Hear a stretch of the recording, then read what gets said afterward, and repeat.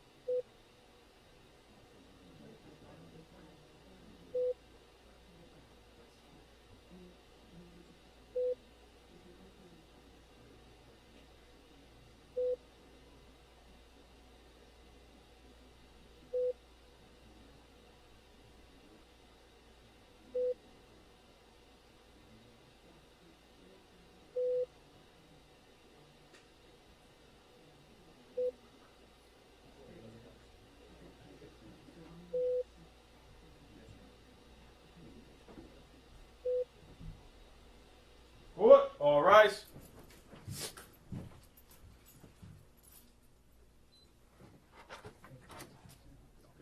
Court stands at brief recess. You may be seated.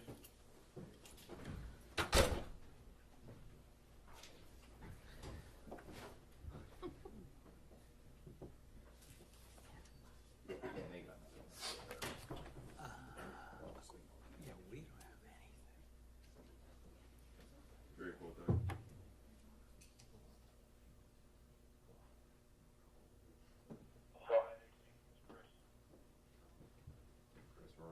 Go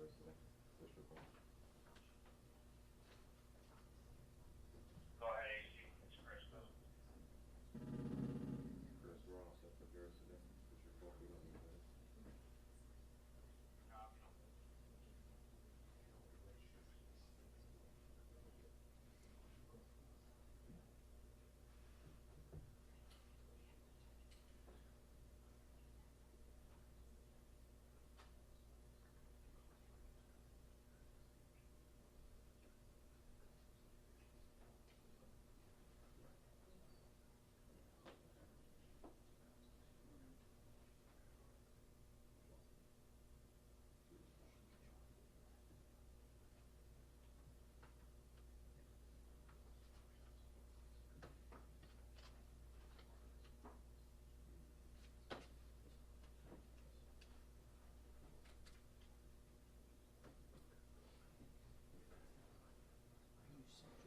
I'm all set.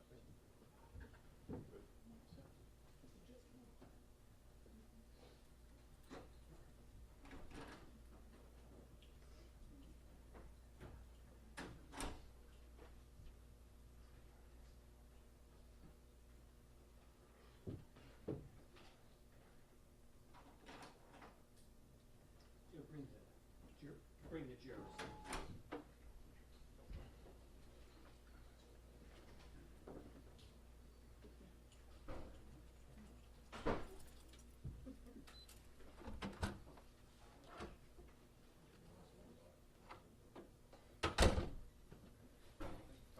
Yep.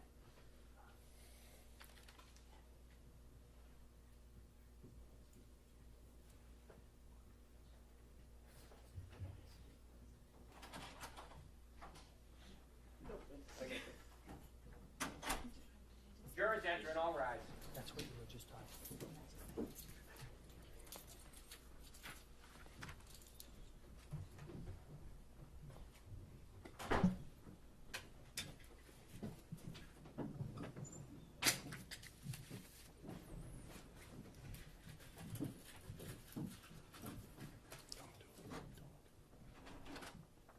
May be seated.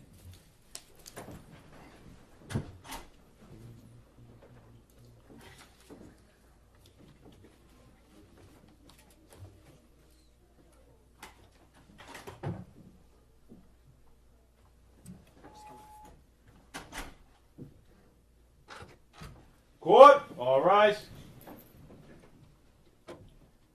Hey, hey, hey. All persons having anything to do with the Honorable G. Marion Carroll, First Justice of the District Court, now sitting in Dedham, within and for the Commonwealth, draw near, give your attendance, and he shall be heard.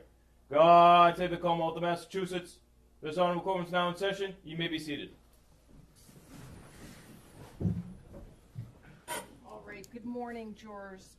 I hope you had a good evening, and I just want to inquire and see, has any member of the jury had any difficulty following my instructions not to discuss this case with anyone, not to visit any areas that have been mentioned in connection with this matter since yesterday? I see no hands raised and all heads going in the right direction. Thank you.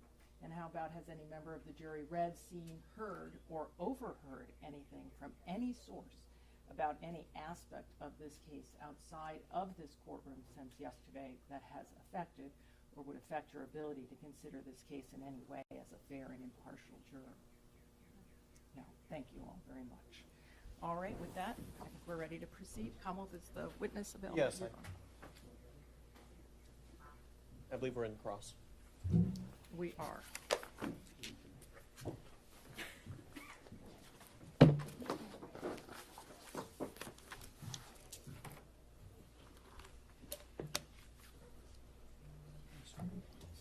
Just a reminder.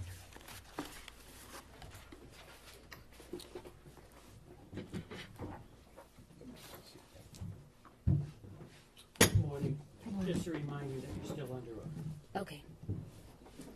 And Ms. Adams, again, as of the same as yesterday, if you could do your best to keep your voice up, that is appreciated. Yes. Thank you. May I proceed, Your Honor? Yes, thank you. Thank you. Ms. Adams, on January 1st, 2026, you sent Steph's girlfriend a text message that later appeared on TMZ's website, correct?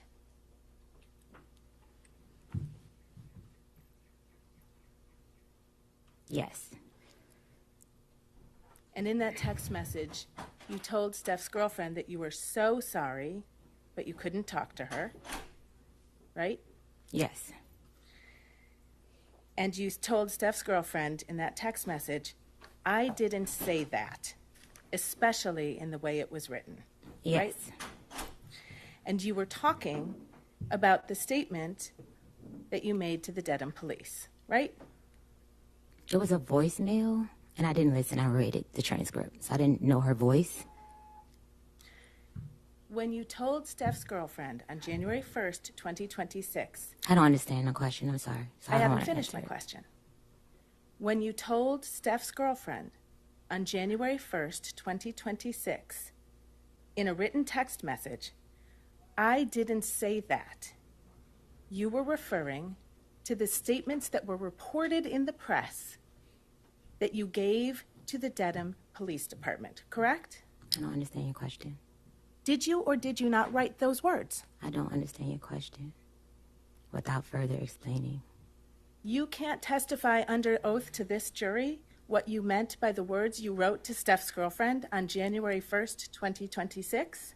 I'm sorry. I don't understand your question without further explaining. You also asked Steph's girlfriend to, quote, please call my mediator and she will answer everything you need to know, but only in person and confidentially. Right? Yes. Your mediator's name is Lynette Marie, right? Lynette Marie. Thank you. She's also known as Lynette Marie Turner. I don't know. You don't know your mediator's last name? I don't know her. She's married. I don't know her exact last name. Your mediator works for a company called LMT Global, correct? Yes, that's her company. Your Honor, may I approach? Yes.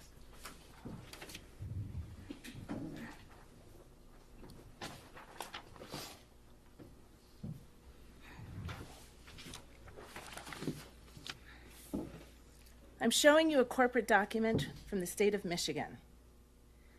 It is an amended annual report filed by LMT Global Corporation. Can you please read the name of the president of that company? Objection, Your Honor. Sidebar.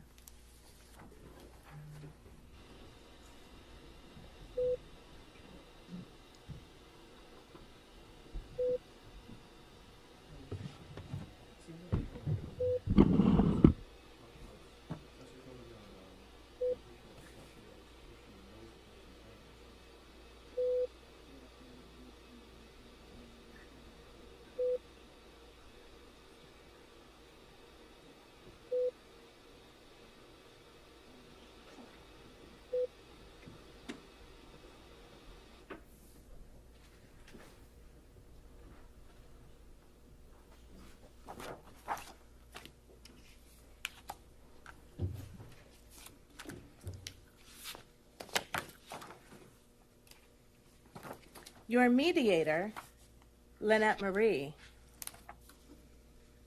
issued a money demand to Stefon Diggs on December 29th, the day the criminal complaint in this case issued, right?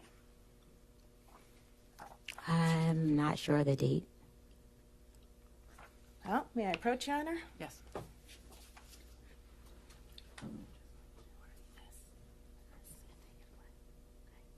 If she recognizes it, yeah. Do you recognize this email from L. Marie on December 29, 2025 to Stefon Diggs and a number of other people? No, I don't recognize it. You've never seen this money demand before. I seen the money demand after I was. That's it. I don't recognize the email. Testimony under oath is that your mediator made a money demand on December 29th for money for you from Mr. Diggs. Money The for sa- past the wages. same day the criminal complaint in this case issued, and you didn't see it? I can't answer that question. I'm sorry? I can't answer that question without explaining further. Can't answer that question under oath. Without explaining. Your mediator demanded $19,000 on that date, didn't she? For wages owed, yes.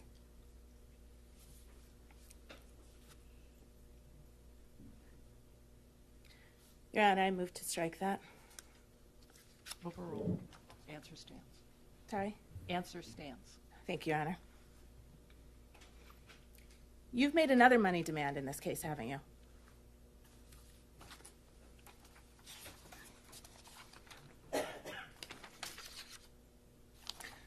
Actually, before we get there, the I didn't get a 19,000. chance to answer the question. Before we get there, Are you withdrawing your yes, question, the counsel? question is withdrawn. Thank you, Your Honor.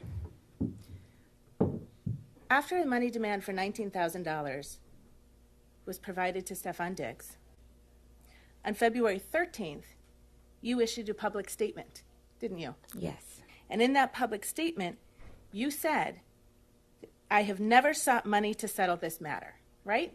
I haven't.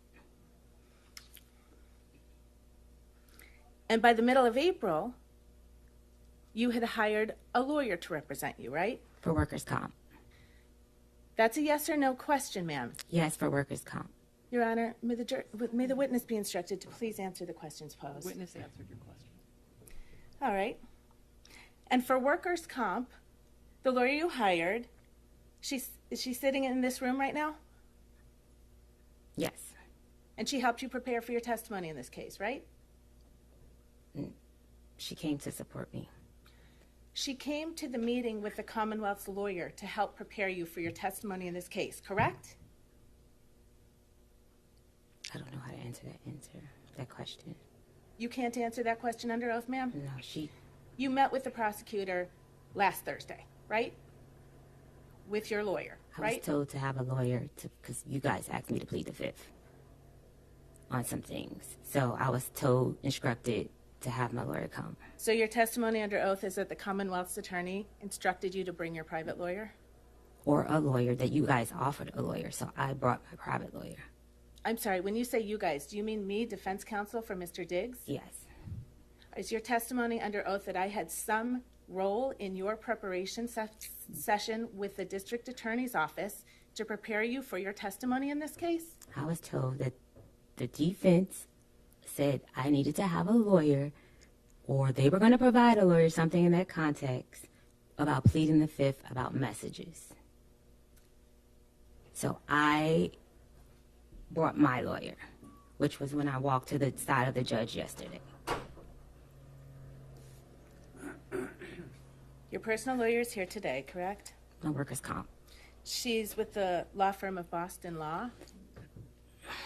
That's a law firm here in Dorchester, Massachusetts.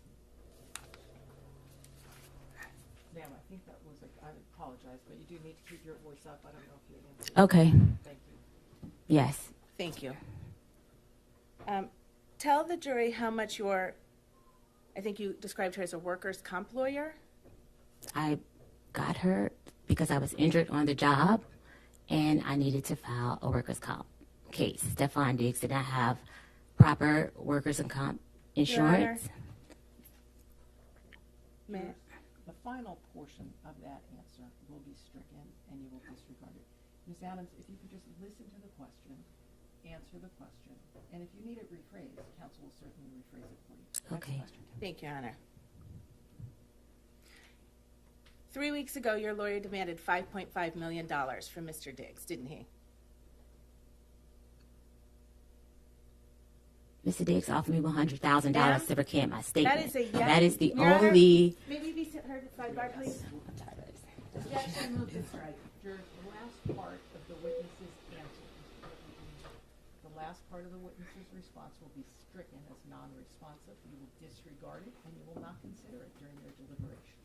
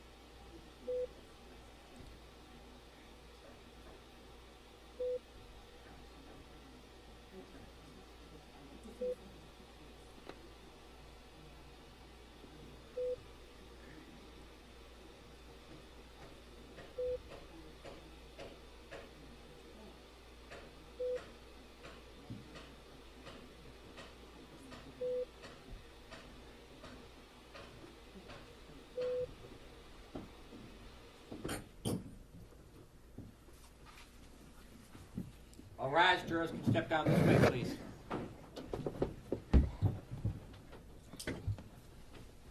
This court stands at a recess. You can step down for now. You may be seated.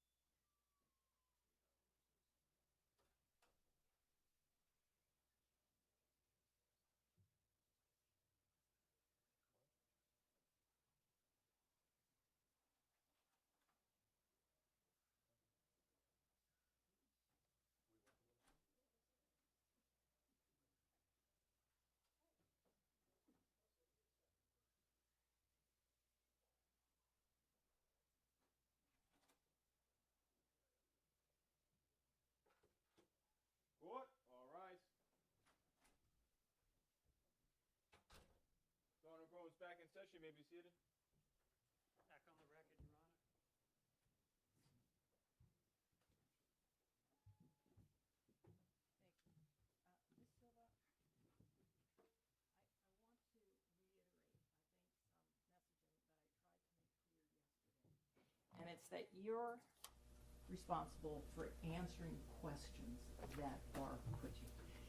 If you don't understand a question, you can say that, and I'm sure counsel will rephrase. If you can't hear a question, tell them that as well. But courtrooms function in, and especially trials, unfold in a question and answer format.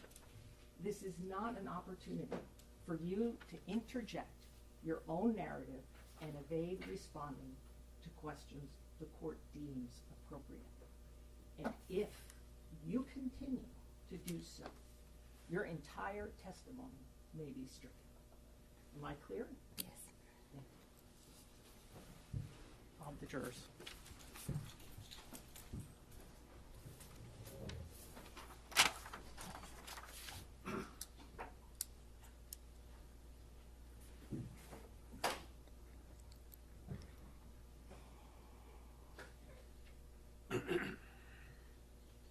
All rise, jurors enter.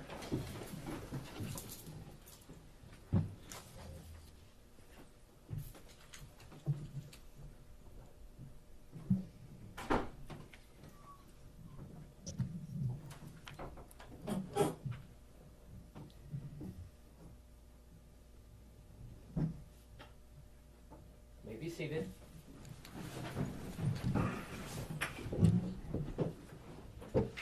Jurors, at this point, I just want to be clear on one point, all right? And it's the following.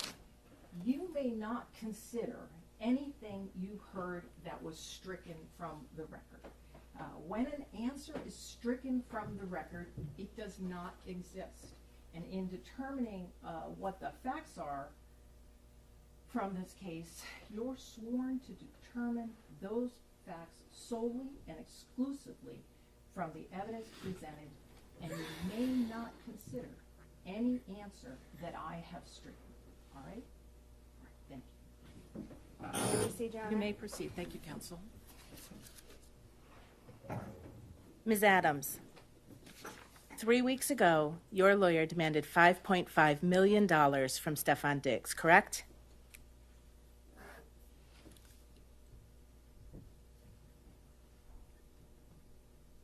That is client lawyer privilege. I cannot speak on that. You believe that your lawyer's communications to Stefon Diggs are covered by your attorney-client privilege, ma'am? I can't answer that question. I don't know the answer to that question. You know that someone on your behalf has demanded $5.5 million from Stefon Diggs, don't you? I have a workers' comp claim, and Your Honor? I've explored all civil options. Ma'am, I don't understand. are the you question. able I'm to sorry. answer No. that question? No, I'm Counsel, not restate able the to. question, please. You know that someone on your behalf has demanded $5.5 million from Stefon Diggs. Do you know that, Miss Adams? No, I don't know. I'm sorry, I don't know how to answer the question. I don't understand. I have no further questions, Your Honor. Thank you.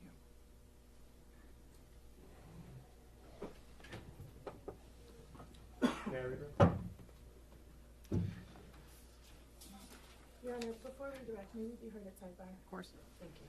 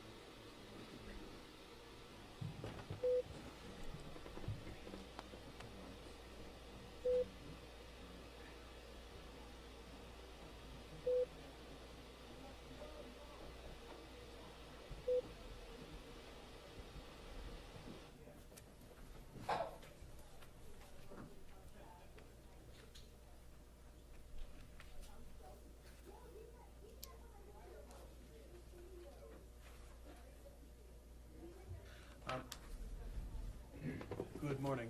Good morning. Yesterday, defense counsel showed you a form about that you filled out to the police, Yes. and they made a point that you're the hand, but not the forearm and elbow. May I approach?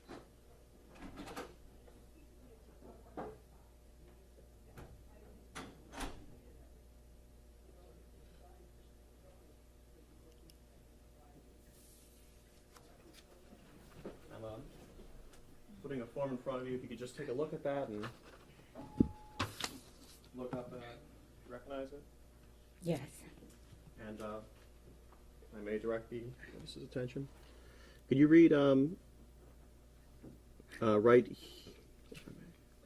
right here when it says the expected injury? Or Objection, Your Honor. Sustain. is there anywhere on that form where you do note the forearm and forearm being used to choke you? Objection. Your Honor. Yes. Sidebar.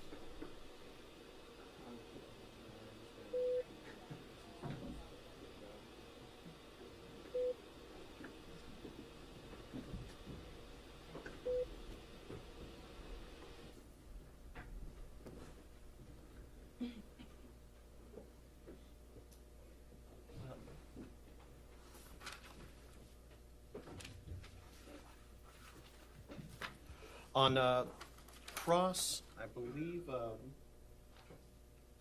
there's some questions about the text messages leading up to the assault. Yes. And, do you have still a binder in front of you? Yes. Do you mind opening to section 3 and to the pages ending in 114?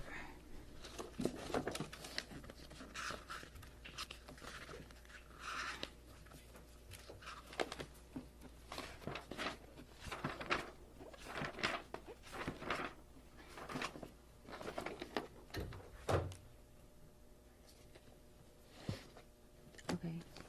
Would you mind reading the text messages from page 114 to 117? Okay. And I'm running that bitch life. The next text message doesn't say anything. I won't be paying you shit.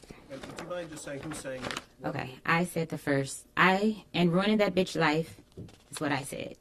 Mr. Diggs said, I won't be paying you shit.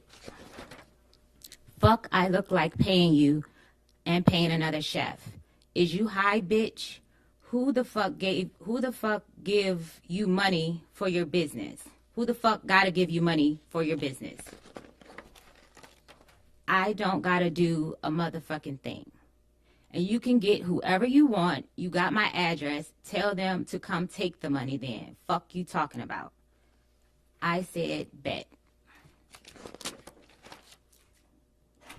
Pussy. I said pussy. Show me I'm pussy. Will do. That's all.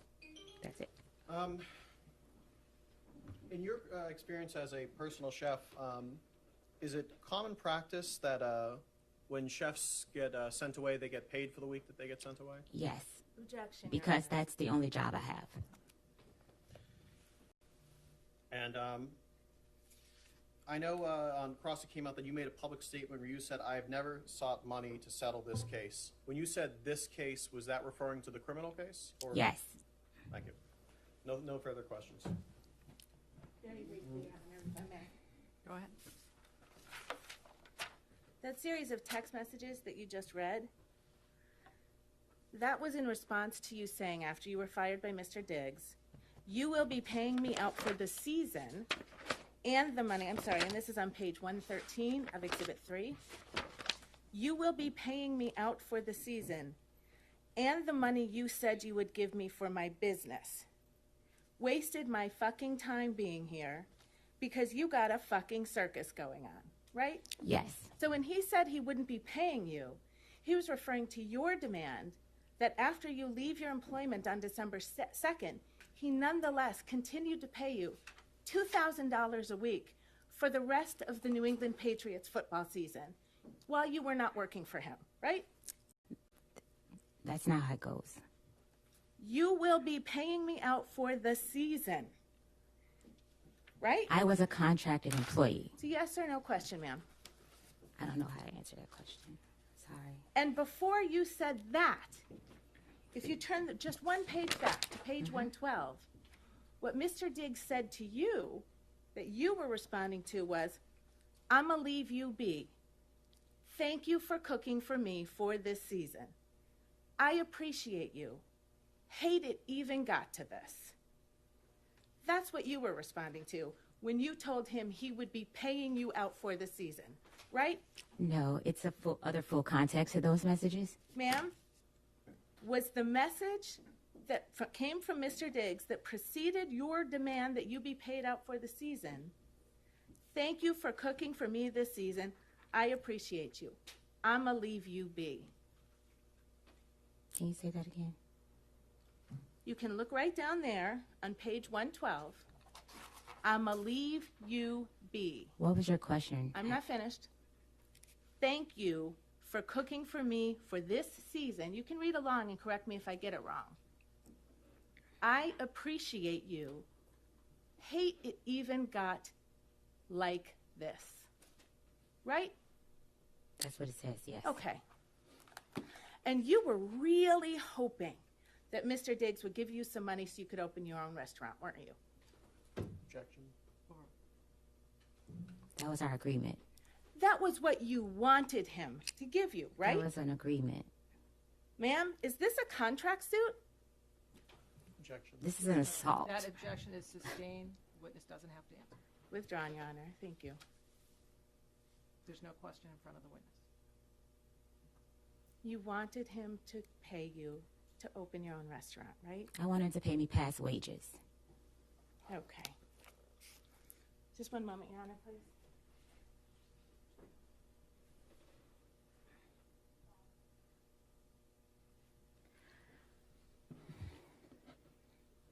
No further questions, Your Honor. Thank you. Anything else? No redirect, Your Honor. All right. Thank you, ma'am. You may step down. Commonwealth calls Kenneth Ellis of the Devon Police.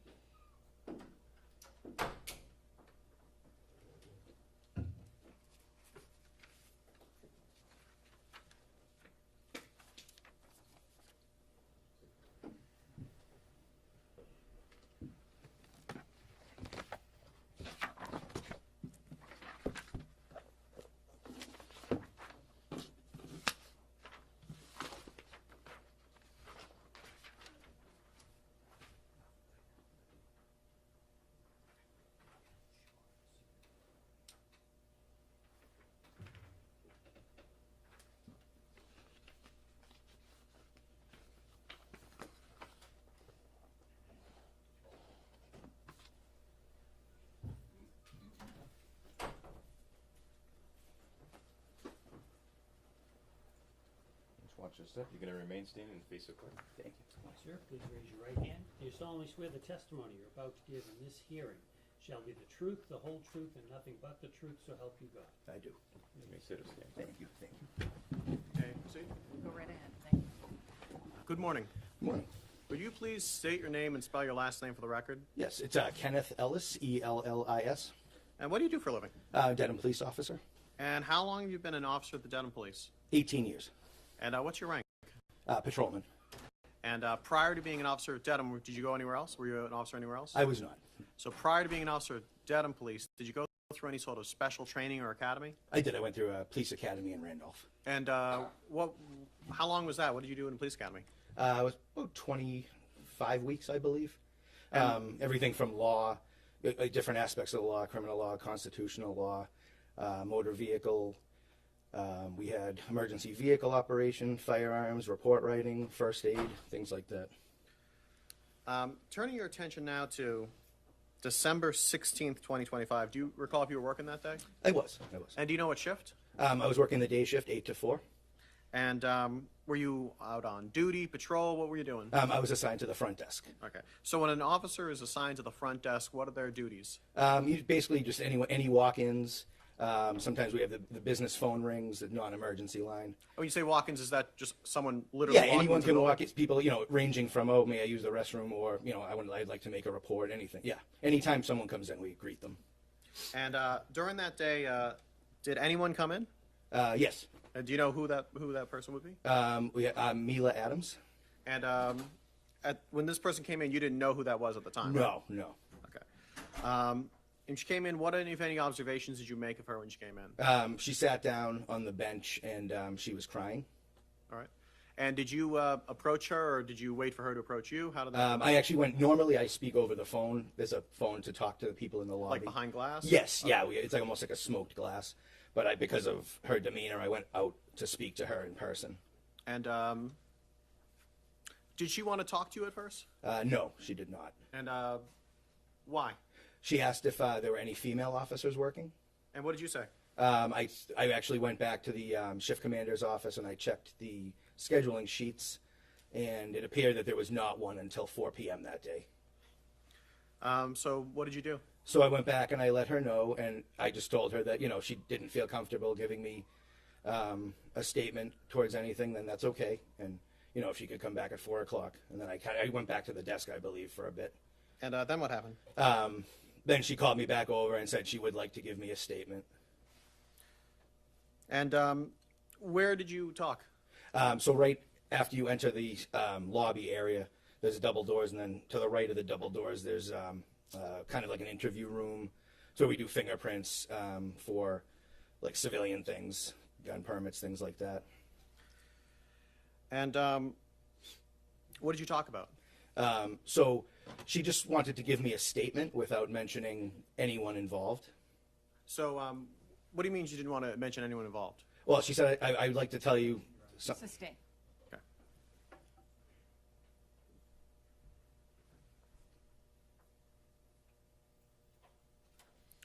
But eventually, did you come to learn the identity of the person that she was talking there Yes, about? And I did. who was that person? She identified him as Stefon Diggs. And how many times did you talk to Miss Adams? Just that time in person, and then I believe there was multiple emails, and then it was probably 2 more times on the phone, maybe 3. I want to draw your attention to the binder in front of you. Sure. Do you mind looking at that first, flip the page to that first one, that first tab? There's something in front of you. This is what was previously marked as Exhibit 1. Do you recognize what this is? Yes, that was. Those were screenshots of text messages that she forwarded me. So those are the messages that she provided you, right? Yes. Yep. That one page, yes. At the conclusion of all your communications with her, what did you do? So that day, you mean, or? Just at the, I guess, end of, would you call this an investigation? I don't know enough the police term. Yeah. So like once Incident? I don't know. at the end of it, which was about 10 days or so, maybe 8, 9, 10 days from the time that she originally reported it, I ended up filing a criminal complaint. Against whom? Mr. Diggs. And for what? Was assault and Overruled. assault and battery, and strangulation or suffocation. Right. No further questions. Good morning. Good morning, sir.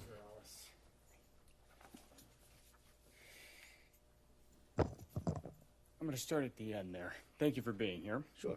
You said you've been a Dedham police officer for 18 years? Yes, sir. You just told us a little bit about the investigation, I think is what the DA just described it as. Is that correct? Yeah, I mean, essentially. Yeah, and so that involved what you just said. You took a statement from Miss Adams, you exchanged emails, you got a couple phone calls from her, and then you got a voicemail from her asking you to go to court, correct? Yes, correct. Okay. And then that's what you did. I did contact a phone number of Mr. Diggs twice, left voicemails, and was not able to speak to him. That phone number, you don't know that that's his, correct? You didn't speak to anybody.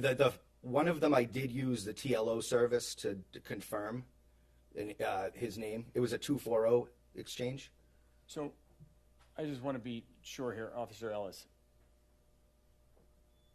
You called the phone number, correct? Yes. You didn't speak to anybody? No, I did not. You spoke on the phone to Miss Adams, correct?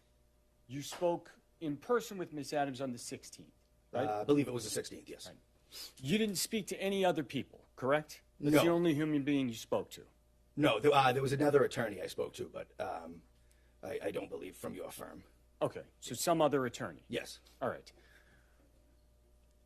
You didn't get any photographs, right? No, there was none presented. And there was none to take, right? Not for me, no. Absolutely. Right, because when Miss Adams walked in and you observed her, Yep. you didn't see anything on her body that said, I should document that. I did not, no. And your job is to document what's important, right? Correct. And that's why you write a police report. Yes. And so about December 16th, you did write a police report, correct? I did, sir. And that was documenting the conversation that you had with Miss Adams, right? Yes. And you said you've been a police officer for 18 years. I imagine you've written a lot of police reports. I would say so. Okay. And you've spoken to a lot of folks, correct? Yes. And you know that you write that report to record all of the important information that Yes. that person has, Yes. right? To document it. Correct. And that's what you did in this case, right? To the best of my ability, yes. Yes. And so when you spoke to her on December 16th, Miss Adams told you that there was a dispute over text message with Mr. Diggs, correct? Yes, the initial disagreement, I suppose. Yeah, and that the disagreement was about money, right? That's what I was That's what told. she said. Yes. She said they were arguing about money over text messages, Correct. right? Correct. And then he came into her room and this thing happened, correct? That's what she told me. Okay. And then after that, she left her position, right? That's what, yeah, she said, yep. Meaning her job. Correct. And then she told you she did go back to the house on December 9th to get her things, to get her belongings, correct? Is that right? That is correct. Okay. And then the next thing she told you was that she, in that interim period, after she left her position, she went to New York City on December 2nd to be with friends, correct? Yes. And when she said that, those were her friends, right? That's what I believed. Right. You didn't think she was going to go see somebody else's friends, correct? No. Yes. And it'd be important to you to know if those were Stefon Diggs' friends, right? I suppose. That'd be important to your investigation, Yeah. wouldn't it be? Yeah. Okay. And so another thing that was important, I think you already talked about, that was Exhibit 1. You got that right in front of you, correct? Yes, sir. All right. And so Miss Adams had said there was an argument over text about money that ended in a physical altercation, correct? Correct. And you asked her for the text messages, right? I believe she offered them, I believe. Okay. Yeah, but yes. And you took them because Yes. accepting the text messages that led to physical altercation would be important, right? Correct. You want to have that. Right. You want to document that. Right. All right, and so that's what that is. You received those from Miss Adams by email, correct? Yes, I did. And then you documented them, you saved them, and they're sitting right there in front of you right now for trial, correct? Correct. All right. And looking at those text messages, if somebody deleted messages from that before they ever sent it to you, that would be important for you to know, wouldn't it? Yes, it would. If those weren't complete. Correct. It would. You would want to know that. I'd want the whole picture, correct. Yeah. Okay. If I may have one moment, Your Honor.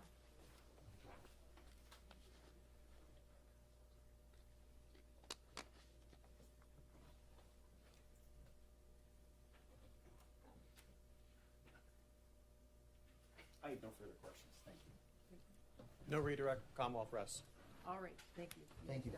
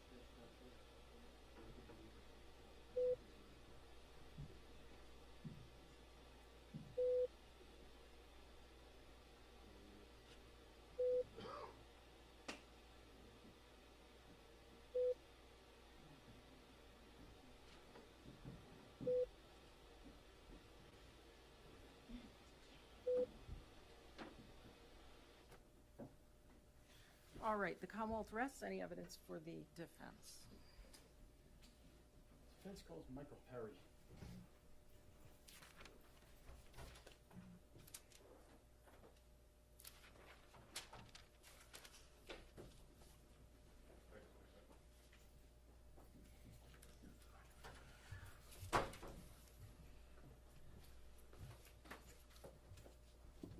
You can just remain standing, watch your step, and face the court, please.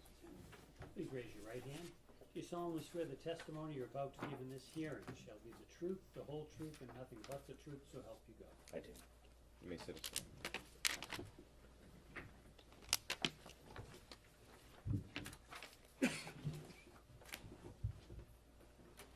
I may proceed.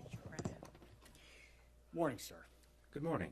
Could you please state your name for the record and spell your last name for the jury? Yes, my name is Michael Perry, last name Perry. What do you do for a living, sir? I do digital forensics for a company called Level Blue. Okay. And how long have you worked for that company in that role? Essentially 15 years through a number of acquisitions. Level Blue recently acquired Strauss Friedberg, who I worked for a number of years. All right. So you've been in your position for a number of years, essentially with the same company. The name has changed at the top of the header. Is that fair to say? That is. All right. Prior to that, what kind of experience did you have? Your Honor, Commonwealth would stipulate that this witness's credentials. All right, thank you. I'll I'm leave it gonna- to your discretion. Move along, thank you. So just quickly, prior, what was your experience to working for the company that ended up becoming Level Blue? I worked for Strauss Friedberg. Prior to that, Aon. Then Aon acquired Strauss Friedberg. Strauss Friedberg acquired Elysium Digital. So that was kind of the progression. But I held the same position. Okay. And before that, did you work as an investigator of any kind? I did. I worked for the Plymouth County Sheriff's Department as a digital evidence analyst. How long did you do that? It was about 5 years. Okay. So my math is correct, you've been analyzing digital evidence for about 20 years then? That's right. And do you have to undergo certain kinds of specialized training on how to do that? Yes. And I imagine if technology is developing, you have to kind of get retrained on that fairly often. Is that fair to say? That is fair to say. Right. Do you have any experience in dealing with digital data with regard to iPhones?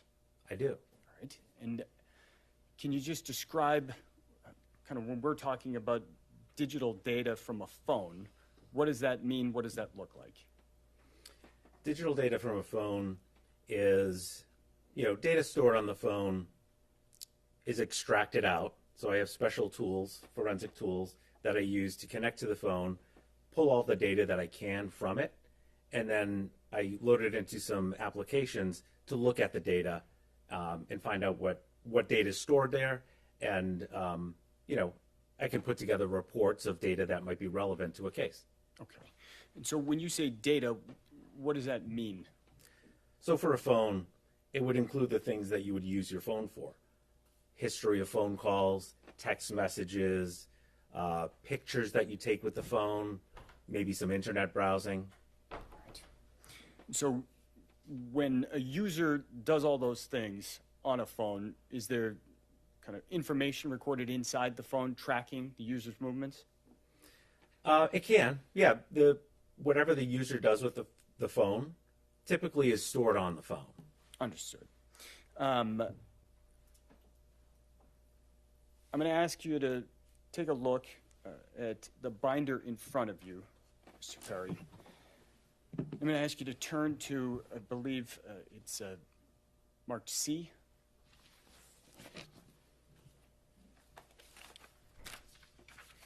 Okay. You see that front page there, it looks like it says Celebrate at the top right corner, is that correct? That's correct. All right. What are we looking at there in Exhibit 3?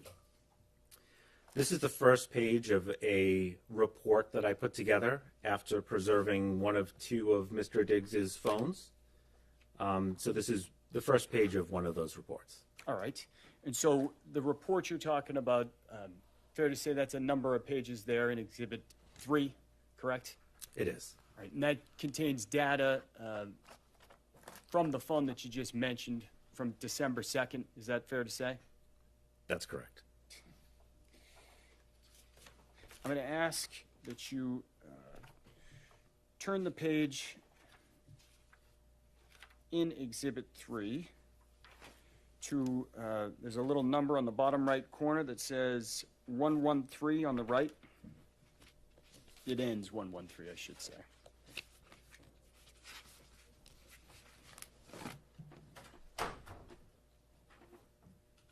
Okay. All right, so I want to kind of direct your attention here to the two messages in the middle of the page. The first begins, you will be paying me out for the season and the money you said you would give me for my business, and continues. Do you see that kind of blue bubble that we're looking at there? I do. All right. What are we seeing on the page here of the report when you see the blue bubble on the left and the green bubble on the right? So this is an exchange of messages from the two parties. And you might think like, oh, I know blue bubbles and green bubbles. That's familiar. Like blue bubble is an Apple iPhone and a green might be an Android. But in this case, it's just to distinguish between the two parties. So the color doesn't really mean much here in that both parties had iPhones. So these are all just iMessages. But the report is in conversation view. So it's meant to look like you're looking at a phone. And so, the owner of the phone, Mr. Diggs, is the messages on the right in green, and on the left, they're messages from Miss Adams and they're in blue. Okay. And fair to say, in terms of Mr. Diggs and Miss Adams specifically, that those are, you don't know Miss Adams, correct? I do not. You're just going off of the contact information in the phone and the cellular phone number on the page? That's correct. Please turn to the next page, ending 114. So, looking at this box on the top left corner of the box on the left, that page has a bubble that says, "In ruining that bitch life." Is that fair to say? Yes. All right. Up in the top left corner of that, there are two phone numbers. What are those two phone numbers? What's the significance of the data in the top left corner? They're it's the contact information for both parties that are in this conversation. So you have a from number. The stored contact name is Mila Sheff. And then you have the two, which is the owner of the phone who's receiving the message. That's the numbers in the top left. Okay, and so would those be the two phones having the conversation in the iMessage chat? Yes. Kind of going down to the middle of the page, it indicates there's a time there that says 12/2/2025, 5:35:01 p.m. UTC +0. Can you explain what that means? Yes, that's the time stamp when the message was read. And UTC is it's a universal time coordinated, which just means universal time, which is the time basically in London at the time. And it's kind of like a standard to base timestamps off of, where at the time of this message in December of 2025, we're not in daylight savings time, so our time zone is -5. So Eastern is -5 from that UTC time. All right, so the UTC +0, you would need to subtract 5 to get to Eastern Standard? That's correct. All right, and so looking down at the bottom here of that same message, in the bottom right corner, it says 12/2/2025, 5:34, 43 seconds p.m. UTC +0. What's that? That's the time the message was delivered to the phone. And when you say the phone, that would be the user's phone? That would be the user's phone, Mr. Diggs's phone in this case. And again, the same calculation would apply. Is that fair to say? Yes. So that message was delivered to Mr. Diggs's phone at 12:34 p.m. Eastern Standard Time? That's correct. Looking at this box, corner, the bottom right corner we just talked about, you said that's when it was delivered to the phone, the user's phone. Is there any way any other way, I should say, for one of these blue boxes, one of these messages to appear in an iMessage chat? No, I mean, it's just sent from the user that's part of the conversation that we see here. Okay. And so the user in the right on the green, is there any way that that person could create a message on the other side of the conversation? No, a user is not able to insert a message into a conversation just on one side of, in their own phone. So a user could insert messages into iMessage on their own side of the conversation, but not on the side of the person they're talking to. They can only send the message. They can't go into a conversation and just put a message in there. It has to be sent in that two-way communication. Conversely, if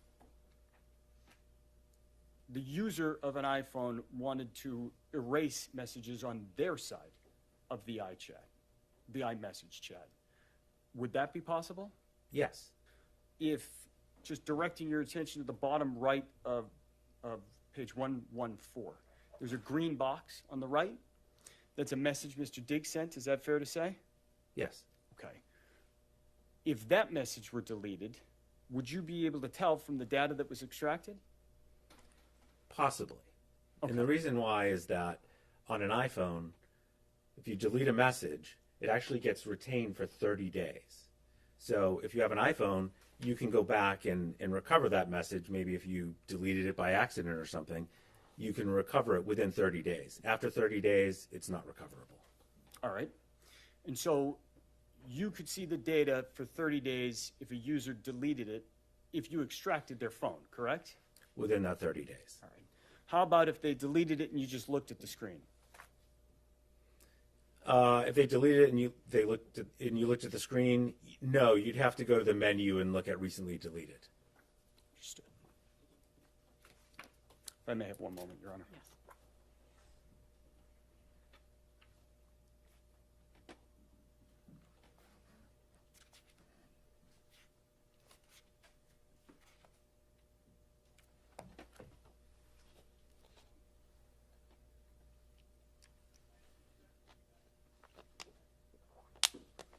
Just a few more questions, Judge. Apologies. I'm going to ask you, Mr. Perry, to turn to Exhibit 4. That's marked D. And I only got a couple questions for you on this. So I'm going to ask you to turn to the page that is marked 182, the bottom right corner.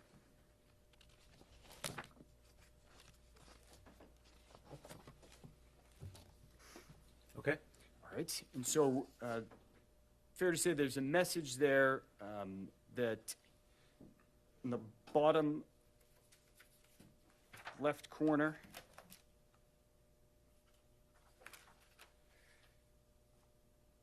says, reacted to, all good. You know, I try not to make things bigger than what they are.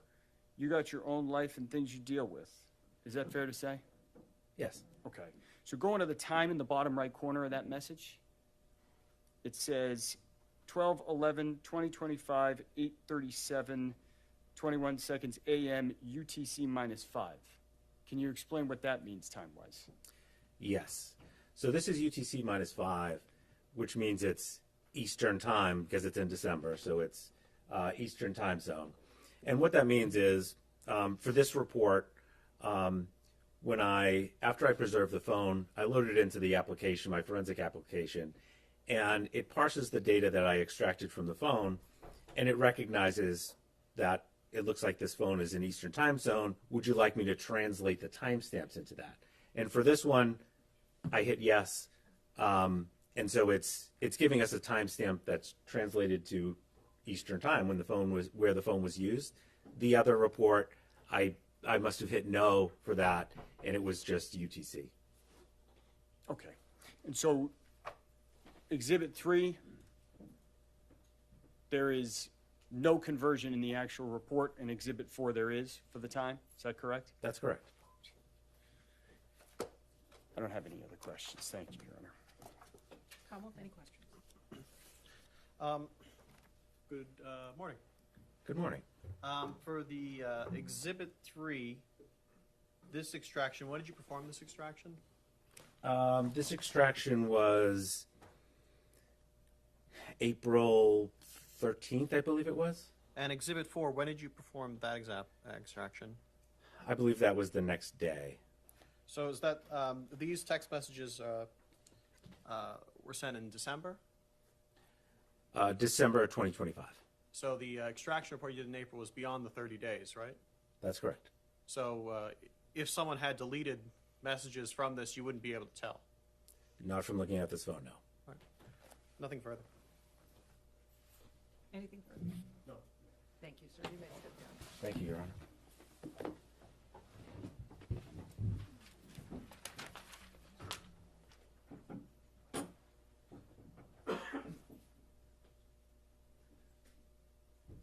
It's called Janelle Salas.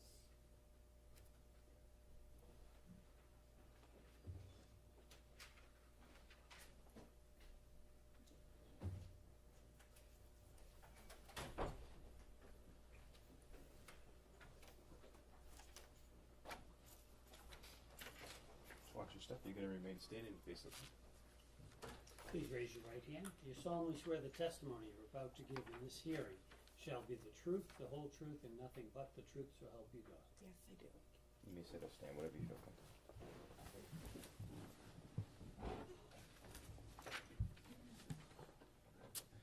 Morning, ma'am. Good morning.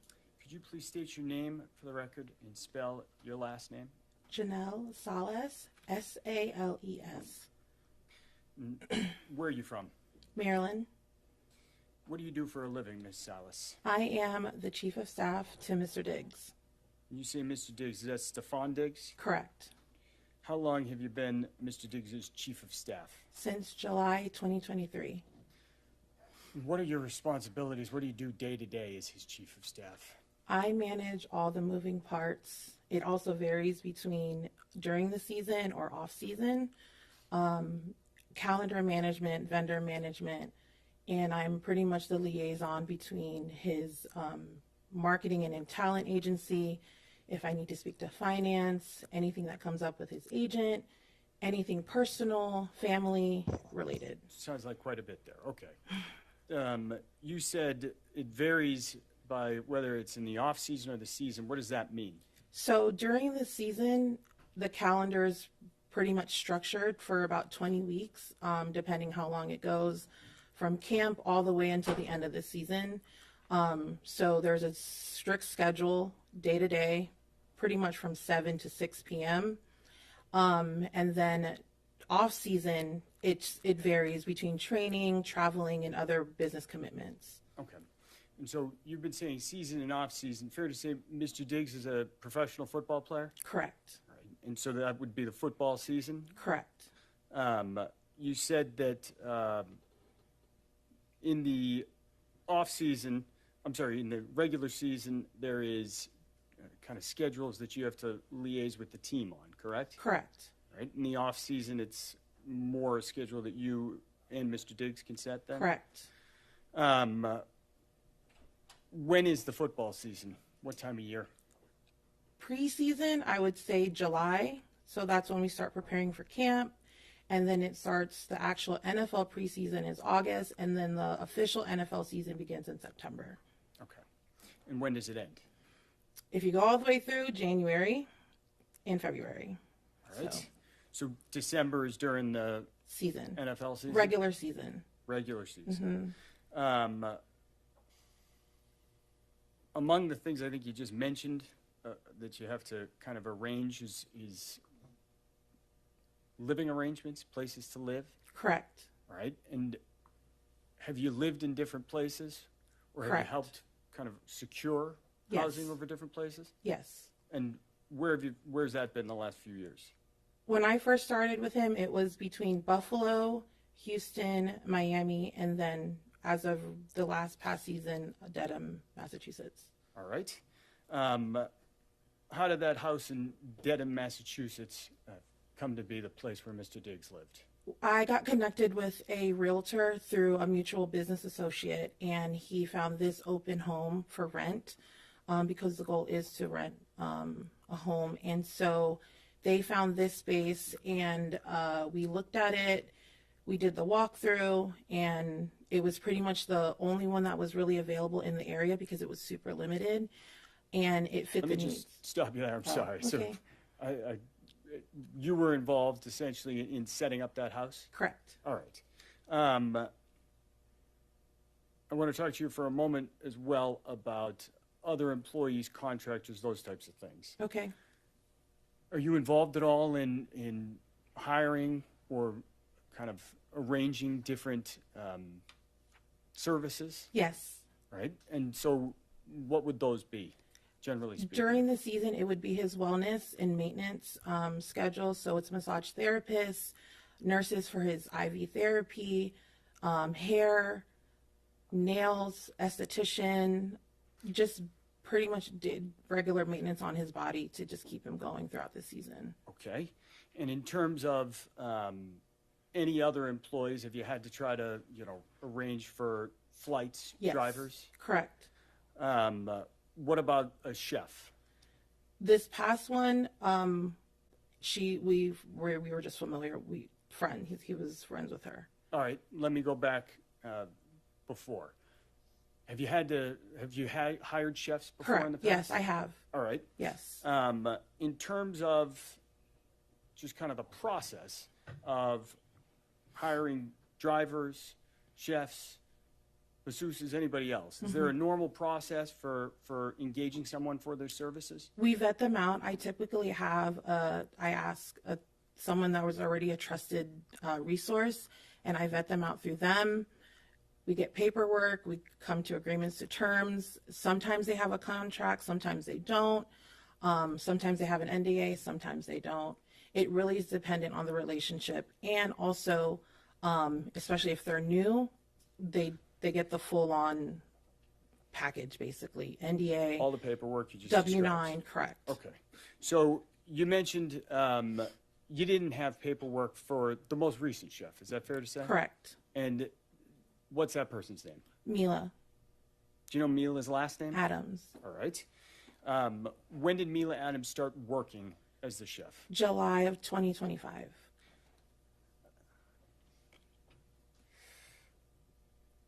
Where did she work? In Dedham at the house. All right. Did she live in the house as well? Correct. Who were the other people who spent time in that house and or lived in it? Spent time in it. I spent time in it when I would visit for games. His brother visited, one of his childhood best friends, photographer, videographer, mom, and other business associates and any friends that would come and visit. Okay.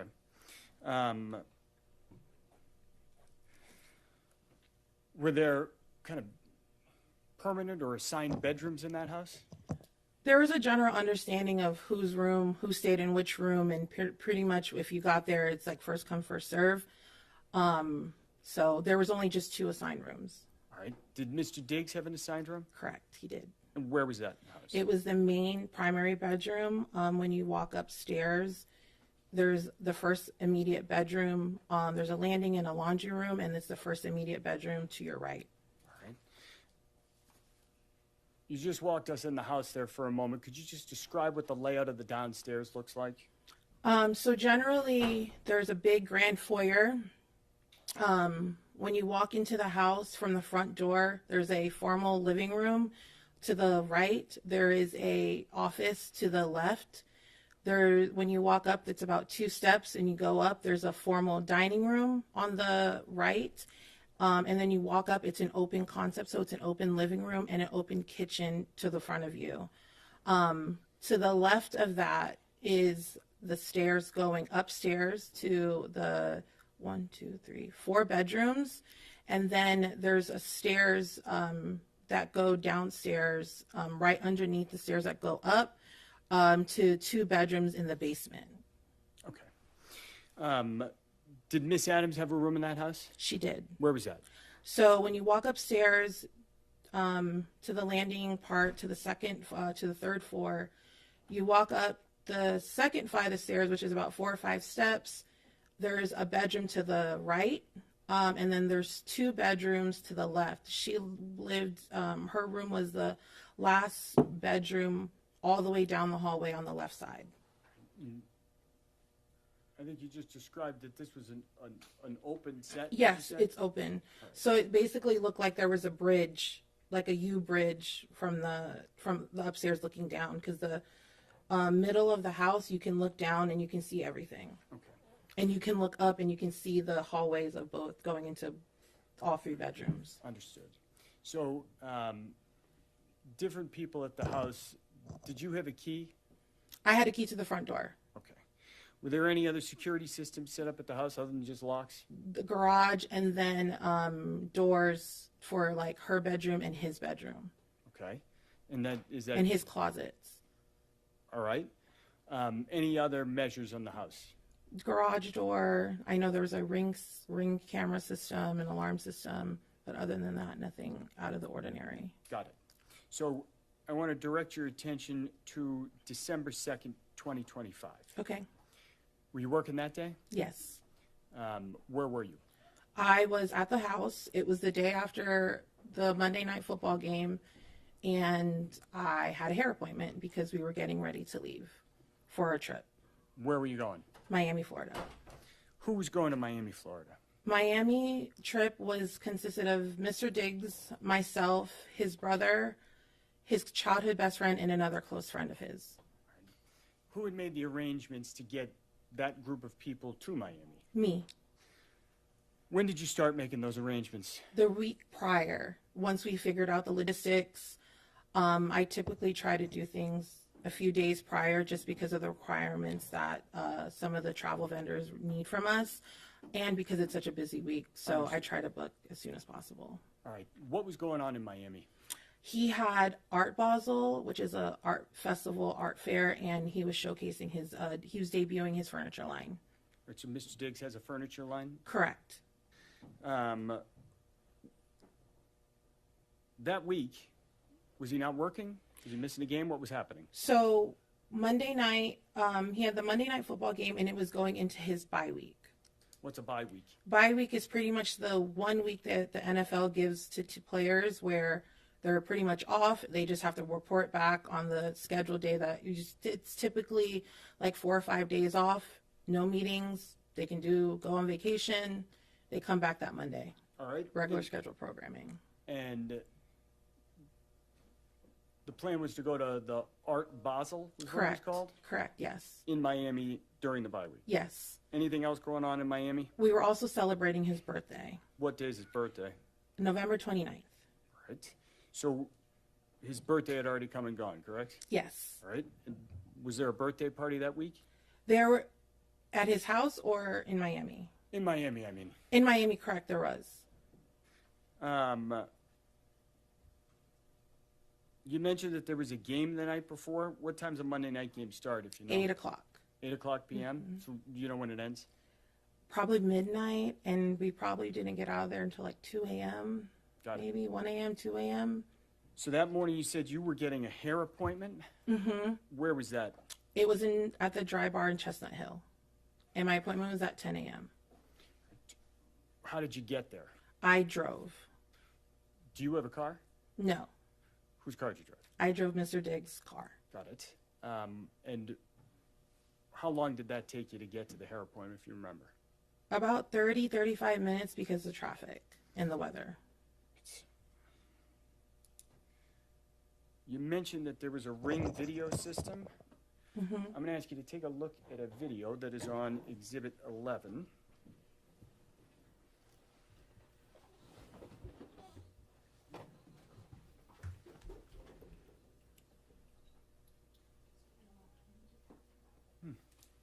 One moment. That's fine.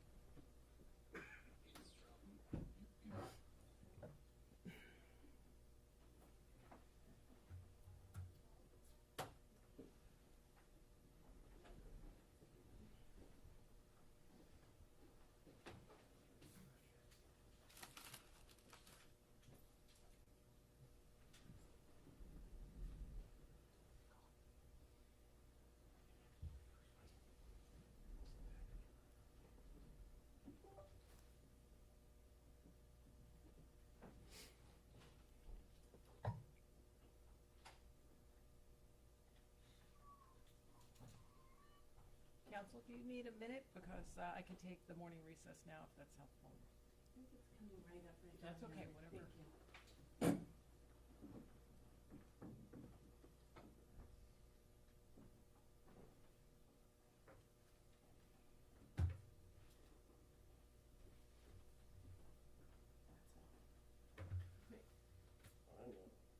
All right, let's do this. Let's give you a second and everyone, oh, wait, here we go. Here we go.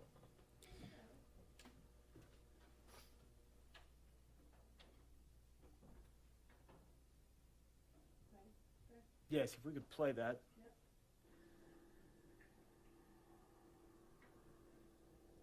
And for the record, that's a video ending in the number 602. Do you recognize what we just saw there? Yes, that's Mr. Diggs Maybach.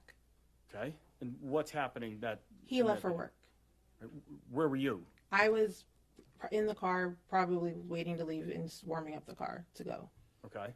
And you weren't in that car that we just saw No, drive out, I was in correct? his Porsche. I'm happy to continue, Judge, but we have a while further, so it might make No, sense. that's fine. Why don't we take, jurors, why don't we take the morning recess? I think there should even be some coffee back there for you for a moment, all right? Thank you. All right. All rise. Jurors can step down this way, please.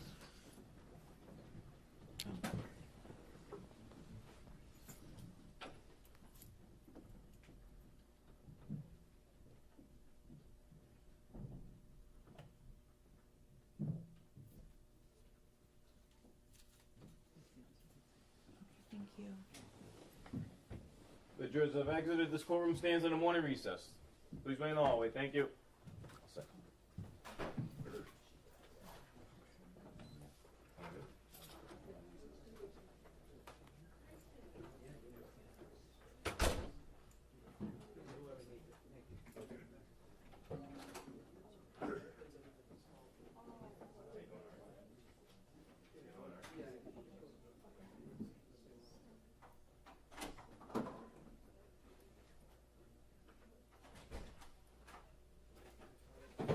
Yes, Chief, we just took it.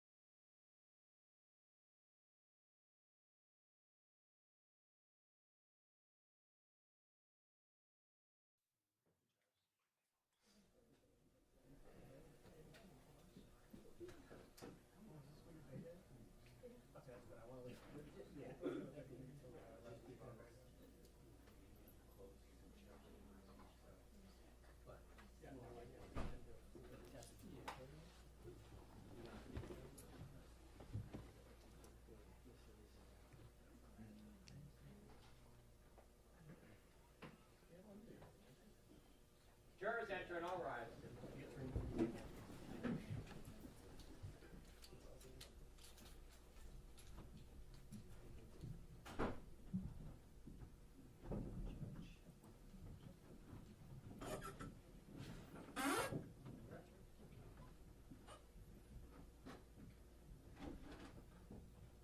May be seated.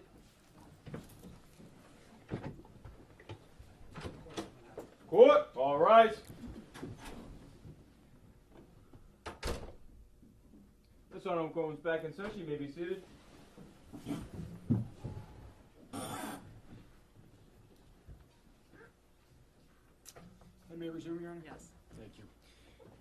Ms. Salas, we just watched a video off of Exhibit 11, and I think you said that was Mr. Diggs going to work. Correct. What kind of car was that? A Maybach. Okay.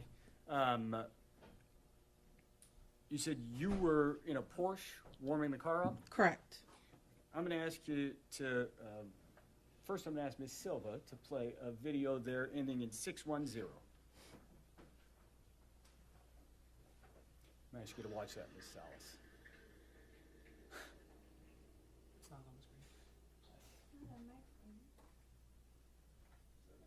So if we can replay that, you can get a look at it, Ms. Salas.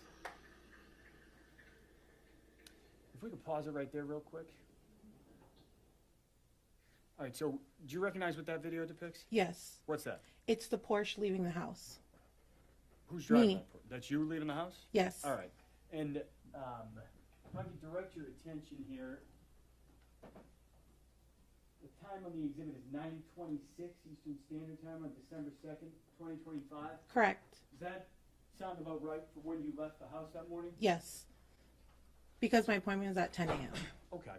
So looking at that image, can you tell us, kind of just orient us on what we're looking at there? The car, so that's the front of the house, and there's a long driveway that goes towards the back of the house to a 3-car garage and a driveway where you can probably fit maybe 2 or 3 more cars in the actual plot in front of the garage. All right. Is there a way to enter the house through the garage? Yes, there's an entry door going straight into the grand foyer of the house. There's the basement entry, stairwell, a powder room on the right, the entry stairwell to the basement to the left, and when you walk straight, there's the grand foyer. In front of you is the dining room, and then the formal living room, and then to the left is the living room and the kitchen. Okay. And the stairwell going up to the 3rd floor. Going upstairs. Yes. All right. And so did you go through the garage to drive that Porsche out that morning? Yes. Do you remember getting back to the house? Yes. Do you remember what time that was? It was in the afternoon after I had ran my errands from my hair appointment. Okay. What I would ask is if Miss Silva could play a video with the last 3 numbers, 637, off of that same exhibit, Exhibit 11.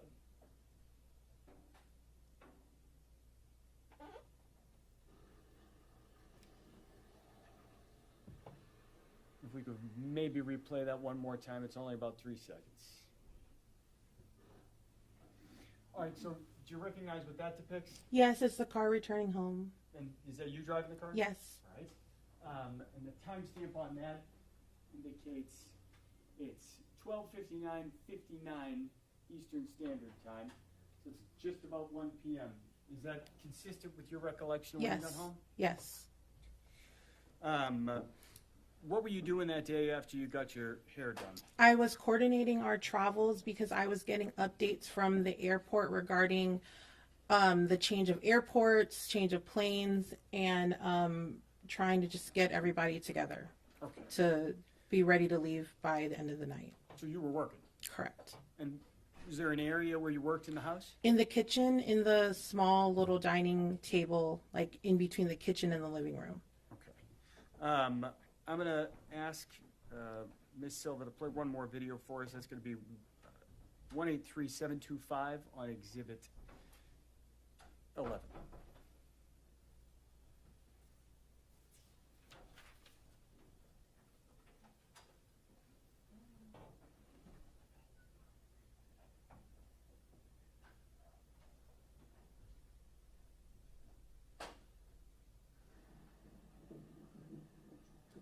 If we could try to replay that one more time as well. All right, so it looks like she's paused it here, a second into the frame. Do you recognize what's depicted in this video? It's the Maybach coming home. All right, is that Mr. Diggs? Yes. The timestamp on that looks like it says 15:38 and 51, so maybe 3:39, 3:40 p.m. Yes. Is that consistent with your recollection of Yes. when you got home? Yes. You said you were working that afternoon. Do you know where Mr. Diggs went in the house? He likely went to say hi to his brothers and then went straight upstairs to take a nap because it's the day after a game. Objection. Okay. Where were you sitting? I was probably walking around the house, either the kitchen, probably going up and down to the basement because I was probably doing laundry, just running around the house. Objection. Sustained. That response is stricken from the record. Jurors will disregard. So let me ask you, you mentioned that you remembered doing something with flights and getting to the airport. Correct. What is that? What do you mean? So, because one of the airports that we usually travel frequently at, the Norwood Airport, there's limitations on the planes, and especially if the weather is bad, they typically recommend that we fly into another airport, which was Bedford. Bedford, Massachusetts? Correct. So is that to say the weather was not great? Correct. December 2nd? Correct. That day, Mm-hmm. when you're making these phone calls, sending emails, doing whatever work you're doing to coordinate, you said you were downstairs. Mm-hmm. Did you see anybody else walking around downstairs during that afternoon? Mila was there, his brother was there, and his childhood best friend, and another friend was also arriving in, who had flown in to go to Miami with us. Okay. You said Mila was there. Did you see her that afternoon? Yes. What did she look like? She looked like she was going to work out. She had workout clothes on. She complimented on my hair. Just regular, just walking around the kitchen, probably around the house. Nothing out of the usual. Okay. That afternoon, did you, is that the only time you saw Miss Adams? You see her again as the Towards day went on? in the evening. Closer to the evening. So after dark? Yes, it was because it was getting dark at like 3 o'clock at that time. So by like 3:30, 4 o'clock, maybe closer to 4:30, it was like dark. Okay.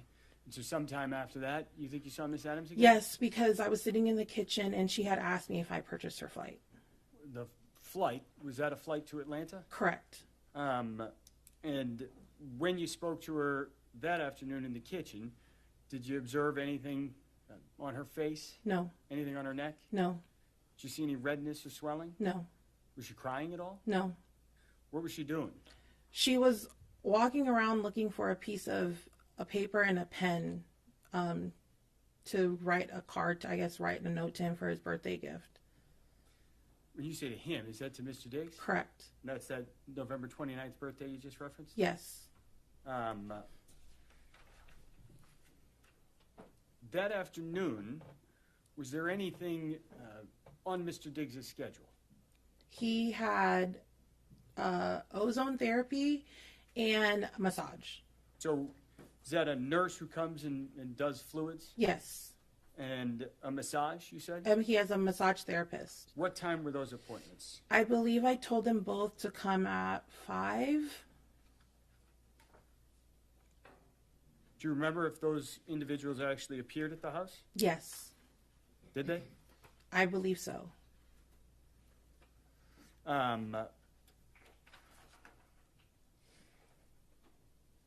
That afternoon, you said you purchased a flight for Mila Adams to Atlanta? Yes.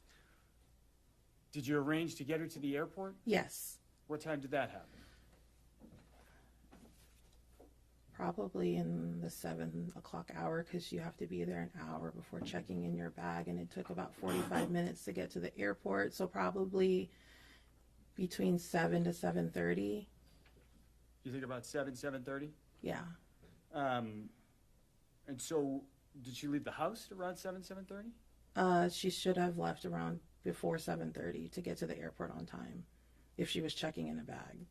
And you saw her prior to that, Yes. correct? Yes. So is it the encounter you had in the kitchen Yes. with the pen and the card, I think you mentioned? Yeah, she was running to go to his room to put it on, I guess, his gifts that she was giving him. Did you end up speaking to Mr. Diggs later that evening? Yes. And did you see any of those, the card or the presents that you Yes, there were 2 boxes on his bed from Chanel. One he had opened up and he put on after his massage, and we were getting ready to leave. I told him, we got to pack, we got to go, we got to make this flight. He put the beanie on. There was another box that was unopened, and then there was a green Post-it with whatever note she had on it telling for his birthday. All right. Prior to speaking to Mr. Diggs, prior to arranging for Yes. Miss Adams' Uber, did you hear anything that afternoon? No. Any screams? No. Slam doors? No. Anything out of the ordinary? No. Do you know if Miss Adams cooked dinner that night? It was like a hot dog. It was like and there was like mustard on it, but it was like left on the counter and it was like dried up. And then in the room, it was like dried up. So there was like 2 that were made. Let me back you up on that. Do you know if she did cook dinner that night? She did. Where did she do that? In the kitchen. And what time did you see that?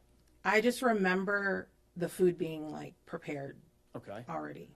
And you mentioned it was a hot dog or something like Yeah, that? it was like a hot dog, or like, you know, like Auntie Anne's when they have like the pretzel dogs. It kind of looked like that, but it just looked dried up. Okay.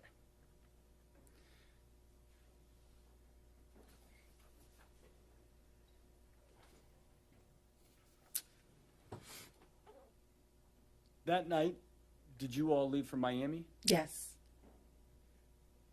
If I may have one moment.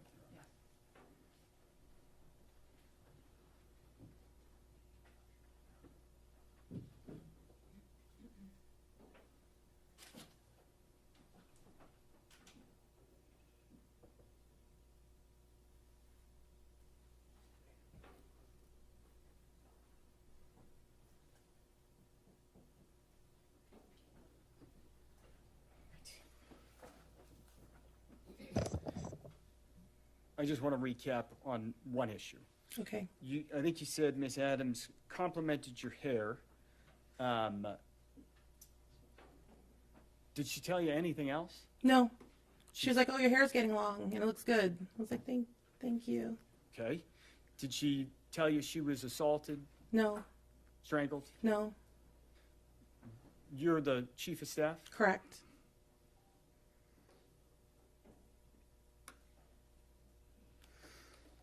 I have no further questions. I'm over here to inquire. Thank you. Good morning. And it's is it Sunny? Yes, that's my nickname. And that's is that SUNNYNIE? Is it? SUNNY and then SUNNI. Okay, so both ways. Yes. Okay. So, right now you are the chief of staff. Is that right? Correct. And how long have you been Mr. Diggs' chief of staff? Since July 2023. And prior to that, what was your position? I manage his household, but it was part-time Where? in how long- Maryland. And how long did you do that? September 2022 up until July 2023. And prior to working for Mr. Diggs, what did you do? I have been an independent consultant. I have been a project manager, event producer, and I consulted for companies for almost at that time, since 2017. And right now, how much do you get paid by Mr. Diggs? I would say Between 90 to 100,000 a year. And when you were, what was the term of the previous job? The house manager? Yes. Oh, how much did you get paid when you did that? I was on retainer for 5,000 a month. And you mentioned you went to Art Basel? Correct. And how long was that? That was from, we got there Tuesday evening up until the events were all the way through the weekend that Sunday. And what kind of events were there? There was a showcase of his furniture line, his birthday party, just, showcasing his new furniture line. But, and you went to these events? Yes. Did you have to pay for any of these events? No. Like physically? Like my own money? Yeah. No. And did you have food there? Yes. Did you have to pay for your food? Not with my own money. So. With my company card. Okay. So, yes. Thank you. You mentioned driving one of his cars. What car was that? It was his Porsche. Is it a nice car? Yes. How often do you drive that one? If I need to go run errands, if I need to do something, I will use the car as an insured driver. And when you say run errands, is that personal errands or errands for Mr. Jiggs? Both. Okay. How often do you go on trips with the staff? As needed, specifically for business trips, more so. Okay. On December 2nd, you were at least at some point in the house, right? Correct. And you saw Ms. Adams? Yes. So she was there in the house? Yes. And you saw Mr. Diggs? Yes. So he was there in the house? Yes. Did you, was there any time that day where were you following Mr. Diggs the whole time? No. Were you following Ms. Adams the whole time? No. So there a time when both of them were outside of your range of being able to see and yes. hear? Have you been to Ms. Adams' room before? Not all the way inside, but I knew which room she was in. So you had not been inside that room before? Not when she occupied it, but when we did the walkthrough, I was. Okay, so when you were first looking at the house? Yes. But that day you were not in that room? No. Okay, so whatever could have happened in that room, you were unaware of anything that could have happened in that room? Correct. Your Honor. Sustained in that form.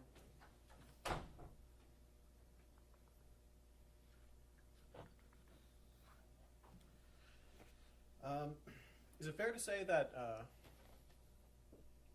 you have a financial interest in Mr. Diggs doing well? Your Honor. Overruled. What does that mean? If he does well, do you do well? I think we collectively do well.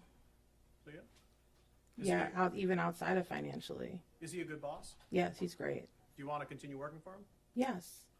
Nothing further. Anything else for your witness?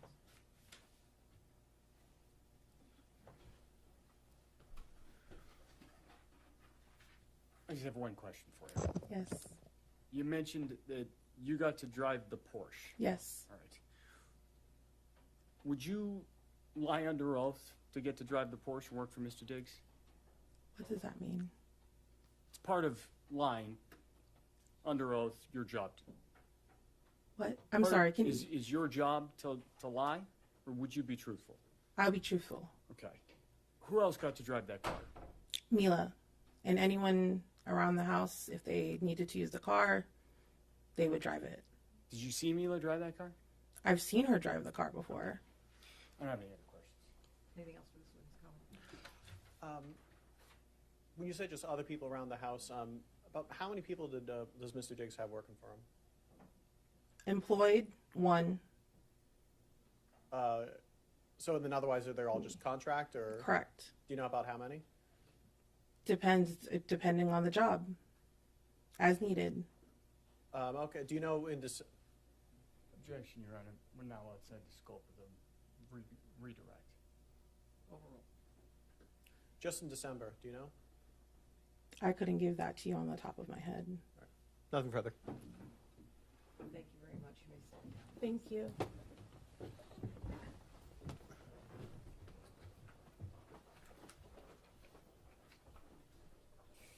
Defense calls Juliana Stratati.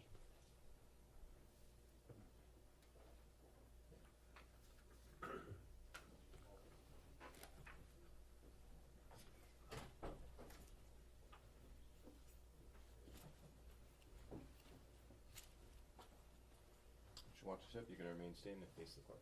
Please raise your right hand. Do you solemnly swear the testimony you're about to give in this hearing shall be the truth, the whole truth, and nothing but the truth, so help you God? Yes. Give me sit or stand. Good morning, ma'am. Could you please state your name for the record and spell your last name for the jury? My name is Juliana Stratoti, Stratoti. Are you from Massachusetts? Yes. What do you do for work? I'm a registered nurse. Right. Where do you work? Full-time I work at Mass General Hospital, and then I have a side, a per diem job at the Drip Bar. What is the Drip Bar? Drip Bar is a wellness and hydration service. It's a franchise, but we have a location in Foxborough. Okay. And so what do you do as a nurse for the Drip Bar? Provide like wellness services, hydration, like extra therapy for people that you don't get prescribed, like at a hospital or through your primary care physician. Does some of that involve making house calls? Yes.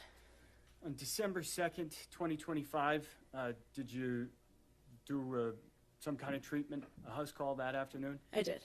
And where was that? At Mr. Diggs's house. All right. And had you been to that house previously? I had. And that was at 7 Schoolmaster Street in Dedham, fair Yes. to say? Do you remember what time you got there? Most of my appointments were 4, 5, or 6 o'clock. I think that day I got there at about 5 o'clock.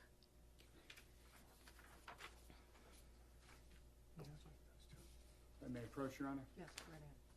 I'm going to put an image in front of you. I'm going to ask you to take a look at that and tell me if you recognize what that depicts. That's me ringing at the front door on the Ring camera.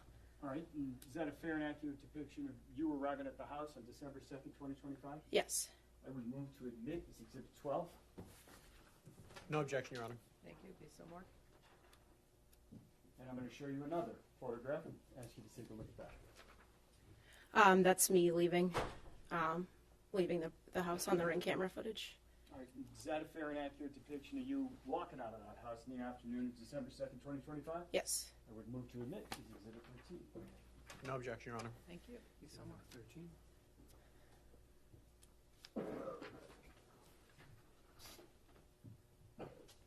I'm going to put Exhibit 12 back in front of you and ask you, there's a timestamp at the bottom right corner. Your Honor, may we be seated in sidebar? Yes, of course.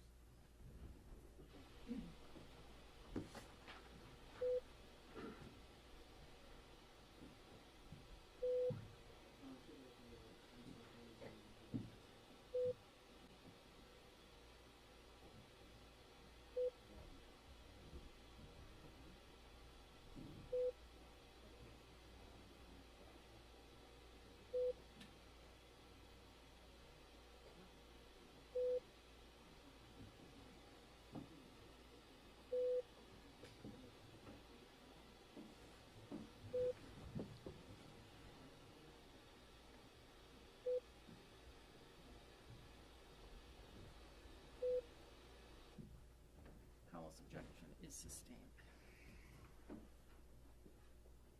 A moment ago, I think you described when your appointments routinely were.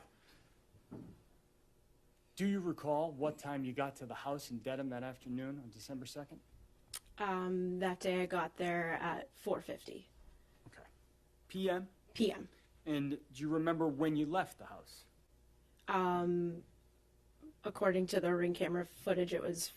Let me ask you this. Do you remember when you left the house? I don't remember exactly the time, but all of my appointments were roughly 45 minutes to an hour long. All right. And so on December 2nd, 2025, do you think, how long do you think you were in the house? Probably about an hour. In the house, when you were doing the treatment, where did it actually occur physically inside the house? In the living room. So then fair to say you were in that house that afternoon for about an hour, maybe a little less? Yes. Okay. Anything out of the ordinary that day? Not that I recall. Hear anything unusual? No. Did you see anything unusual? No. I have no further questions.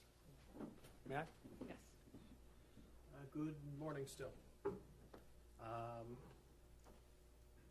Had you gone to Mr. Diggs' house prior to this date? I had.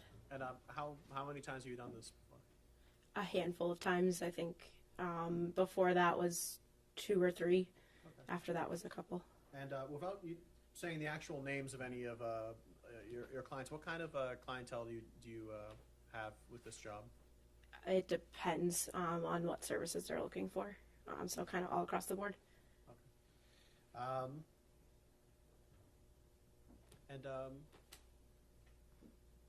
Your Honor, I have no further questions. Thank you, ma'am. You may step down. Thank you. County Defense calls Stephanie Anastasi.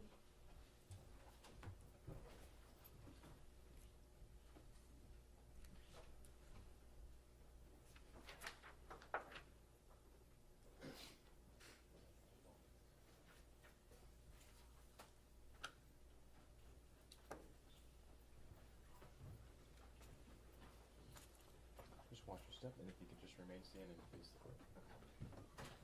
Please raise your right hand. Do you solemnly swear the testimony you're about to give in this hearing shall be the truth, the whole truth, and nothing but the truth, so help you God? Yes. You sit or stand, whichever you prefer.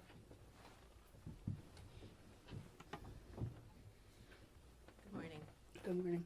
Can you state your name and spell your last name for the record, please? My first name is Stephanie. My last name is Anastasi, Anastassi. And do you live in Massachusetts, Ms. Anastasi? I currently live in Rhode Island. Where do you work? I work in Massachusetts. And what do you do for a living? I'm a massage therapist. Are you employed in that work? Yes. Who do you work for? The Right Touch Day Spa in Attleboro, Mass. All right. And you provide massage therapy treatment to clients? Is that Yes. right? And as part of your work, do you need to visit clients in their home? I do that separately on my own, on the side. I It doesn't have anything to do with where I work currently. Okay, all right. And as part of your work treating clients, are some of your clients professional athletes? Yes, sometimes. All right. And was one of your clients in December of 2025, Mr. Diggs? Yes. All right. And how did it come about that you were providing treatment for Mr. Diggs? I used to work for the Celtics back in 2019, and whoever I used to work for, he's a physical therapist. He connected me with Mr. Diggs. Okay, thank you. And you would provide massage therapy for Mr. Diggs at his home? Correct. About how often per week would you do that? Twice a week. All right. And where in the home would you provide that treatment? Sometimes it was in the living room area, and sometimes it was in his bedroom. Did you need any special equipment to provide your treatment? He provided that. I do need some special equipment, yes. I see. So there was the equipment in the house? Yes. I take it you used a table? Yes. Any other equipment? No, just a massage table, and I would use my cups, which is for cupping. I see. Okay. Thank you. How long did a typical treatment take? Between a 90-minute to 2 hours. Okay. And did you give Mr. Diggs a treatment on December 2nd, 2025? Yes, I did. Do you remember approximately when you arrived at his home for that treatment? It was between 5:45 and 6 o'clock in the evening. Okay. And how did you get into the house? I rang the doorbell, and Sonny opened the door for me. Okay, thank you. And what happened next? Then I asked Sonny where he was or where he would like his massage at. She told me he was in his room, and that's where he would like his massage. So I went and grabbed the massage table. It was in like a computer room, and I brought it upstairs, and he was laying in his bed, and I started setting up the table. All right. And was Mr. Diggs, do you remember what he was doing when you walked in other than laying in his bed? I think he was falling asleep a little bit, but I wasn't sure. It was just laying down. Okay. So I take it you began the treatment? So first I set up, I grabbed the blankets and stuff, and then he fell asleep. So I texted Sonny, and I was like, hey, can I wake him up? And she said yes. So I ended up waking him up, and then he got on the table. Okay. And about how long was the treatment that day, if you can recall? It was between 90 minutes to 2 hours usually. It was more towards the 2 hours than the 90 minutes. All right. And did anyone come into that while you were performing that treatment in that 90-minute to 2 hour window? Yes. Mila Adams came in the room at the time. Okay. And how did you know Mila Adams? I seen her in the house. So you've met her? Yeah, I've seen her multiple times in the house. Okay. Have you ever spoken to her? Yes, we've had conversation. Okay.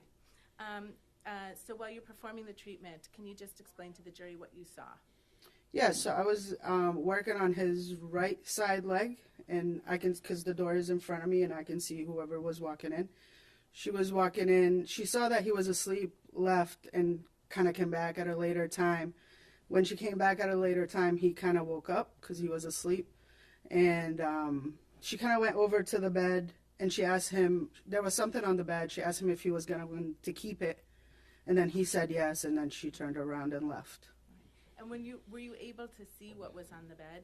It was a black box, but I'm not sure what it was or what was in it. Okay. And did you ever have any occasion to look in that box? No. All right. How did Ms. Adams appear to you when you saw her come into the room those two times? She seemed to be okay. It's nothing that I wasn't used to seeing in the past. So she looked to your eyes the same as she had In the every time past. you saw her? Yes. Okay. Did you see any marks on her face? Not that I recall, no. Did you see any marks on her neck? No, she had a black jacket on, so I don't think I could see her neck, but I didn't see anything on her face at the time. And did she seem upset at all to you? Not that I know of, no. Okay. All right. And Miss Anastasi, do you remember when you left the house that day? It's probably between almost 8 o'clock, 7:30 and 8 o'clock that day. Okay. Thank you very much. No further Of course. questions. Good afternoon, Miss Anastasi. Oh, sorry, good morning still, actually, Miss Anastasi. Hello. You said you had previously worked at the Celtics, and is it like kind of word of mouth that you got a job working for Mr. Diggs? Yes. In your line of work, how important is word of mouth in order to find new clients? It's very important.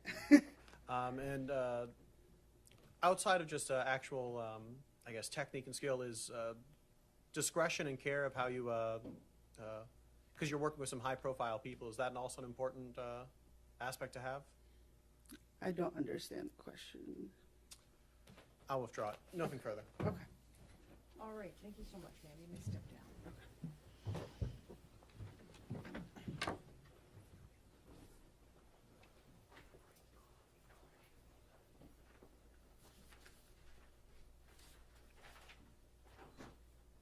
And Your Honor, the defense calls Melissa Goddard.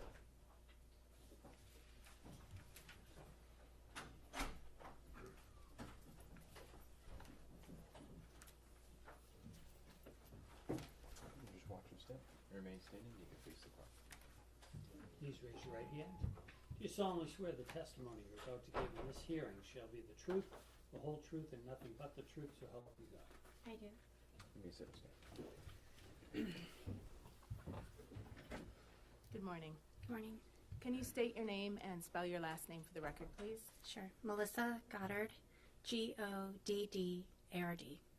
Thank you. And what city do you live in? City and state, please. Boca Raton, Florida. Right. And are you employed? Yes, I am. Where are you employed? At PMG Private CFO. And what is PMG Private CFO? It's a boutique financial service company. So we do accounting, tax planning, tax prep, budgeting. We handle everything financial, data collection. And is one of your company's clients Steph Diggs? Yes, it is. Right. And do you work on Mr. Diggs' account? Yes, I'm his client manager. All right. And how long have you been the client manager for Mr. Diggs' account? Since November 13th, 2023. Okay. And can you just briefly describe how Mr. Diggs' account is structured? Sure. He has the personal side, which we call concierge, and the business side. So the personal side is his life personally, but because his person is a business, it transfers also over into businesses. And then he has several businesses that we operate. Can you just very briefly identify the different businesses that he Sure. owns? Diggs Deep LLC, which is for his name, image, and likeness. Liam Brands International, which is a clothing brand, CV Passem, which is a furniture brand, and Digs Deep Foundation, which is his charity organization. All right. And so those businesses that you just described, are those handled on the business side of his account? Correct. All right, and then there's a personal side or a concierge side to handle his business. To handle his personal expenses. Correct. Okay. And up until, starting before October 2025, so from 2023 to 2025 October, which side of his account did you handle? I handled daily business transactions for the most part. Okay. And did you have a different colleague to handle the personal kind of concierge side? Yes, the practical everyday concierge side we did. And would expenses for private staff be handled on the business side or the concierge side? The concierge side. Okay. And did something happen in the fall of 2025 that caused you to take over responsibility for the concierge side? Yes, we had an associate leave. Okay. So the associate left, and then were you responsible in the fall of 2025 for both the business and the concierge side? Yes. Okay. And did you have responsibility at that time for payments to Mr. Diggs's private chef? Beginning of November, yes. Okay. Beginning of November 2025? Correct. And do you recall, well, what did you do when you took over responsibility for those payments? I was notified at the beginning of November that the data collection program that we used was updated so that personal payments needed to be made. And one of them was for the chef, and I asked, catch me up. Does she have a contract? How do we pay her? Does she have a W-9? Does she have an NDA? Just general information, like, what do I do? And who are you talking to when you were getting this information? Sunny. And who is Sunny? Stefon's personal assistant. Okay. All right. Do you recall receiving an invoice from Ms. Adams on December 1st of 2025? Yes. And do you recall what that invoice was for? It was for 3 weeks of services in November and reimbursable expenses. Okay. What did you do with that invoice when you received it? I checked, immediately I knew that it was incorrect because I had paid her weekly for 2 of those weeks.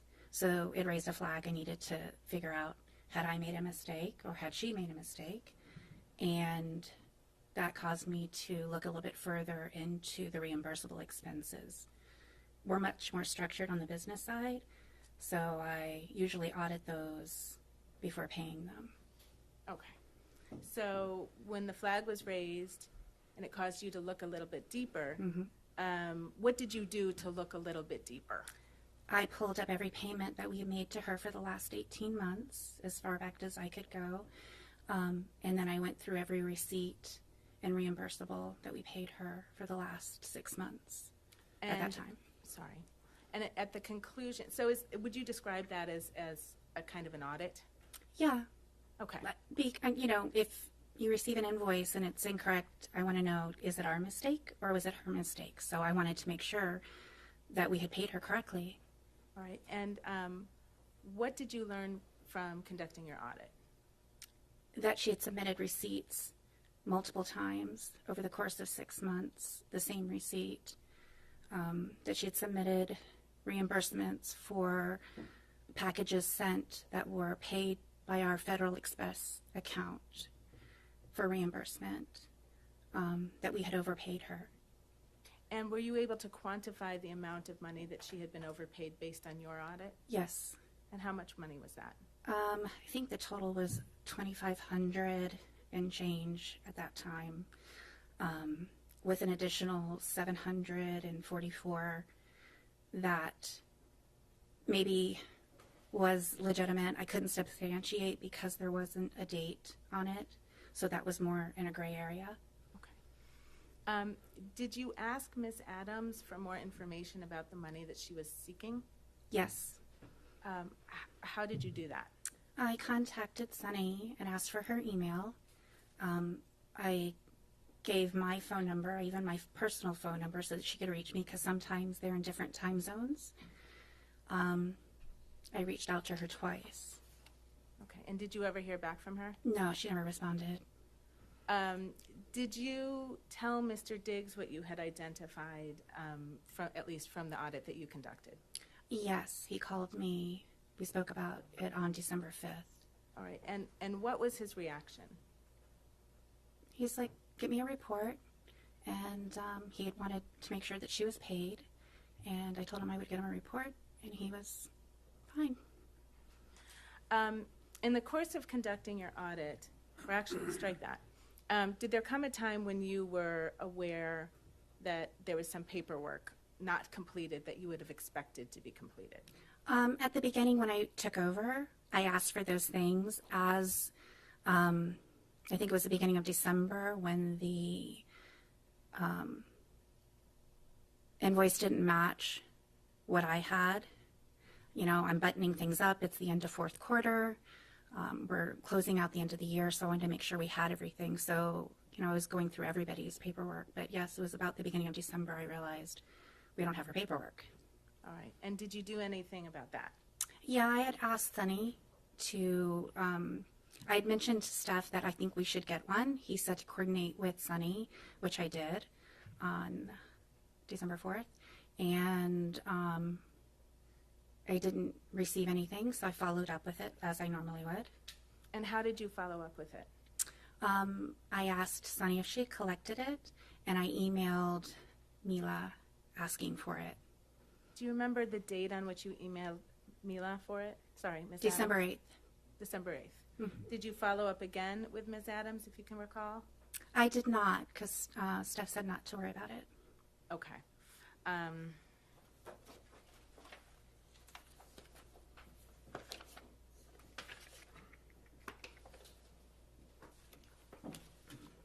Just one moment, I'm sorry, Heather.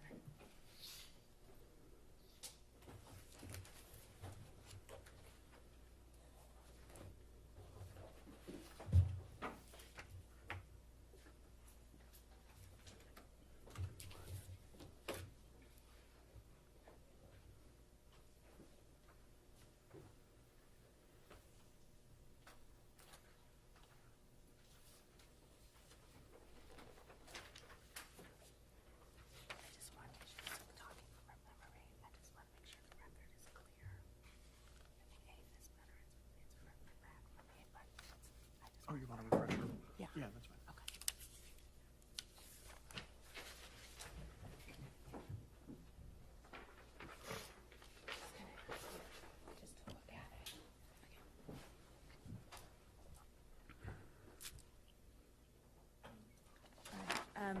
Ms. Goddard, you just testified that you followed up with Ms. Adams asking for the NDA on December 8th?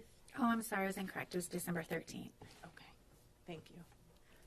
All right, no further questions, Your Honor. Counsel, care to report? Just briefly, good afternoon now. Miss Goddard, have you ever been to Mr. Diggs' house in Dedham? No. No further questions. Thank you, ma'am. You may step down. Thank you.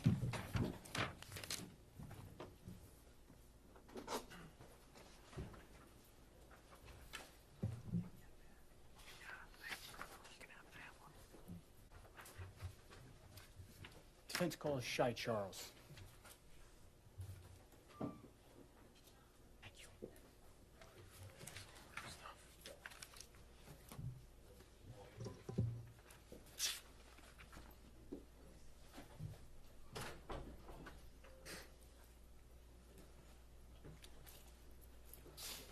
Just watch your step and remain standing and face the clock. Okay, thank you. Please raise your right hand. Do you solemnly swear the testimony you're about to give in this hearing shall be the truth, the whole truth, and nothing but the truth, so help you God? I do. You may sit or stand.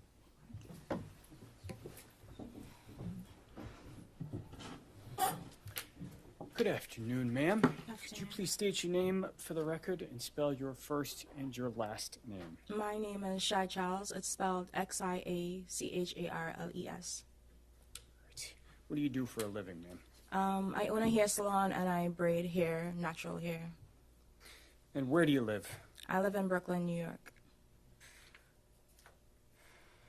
you said you own a salon. Do you have an actual physical location? Yeah, I And do. is that down in the New York City area as well? Yes, it's in Crown Heights. How many clients do you have roughly?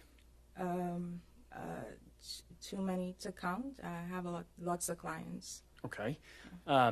Is one of them Stefon Diggs? Yes, it is. How do you know Mr. Diggs? I started doing his hair when he played for the Buffalo Bills. Do you know how many years ago that was? I'm not good with dates, but whenever he last played for the Buffalo Bills. Okay. Yeah. When you actually do Mr. Diggs's hair, how long does that process actually take? I'd estimate probably about 3 to 5 hours, anywhere between that. Yeah. And where have you done Mr. Diggs's hair? At his house. He travels a lot for work, so wherever he needs me to do his hair, I go. Is that true of other clients you have as well? Yeah.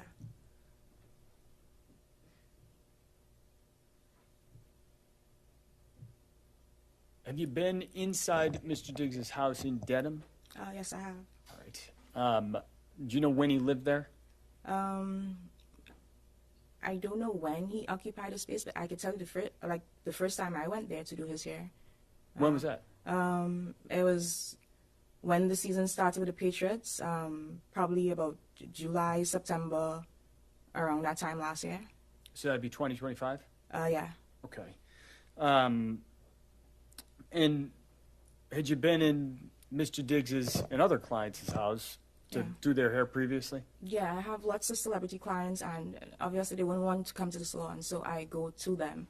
So wherever they're at, I go meet them there, whether it's a hotel, their house, wherever. All right, so it sounds like September or July, fall of last year was the first time you were in Mr. Diggs's home in Dedham, but not the first time previously.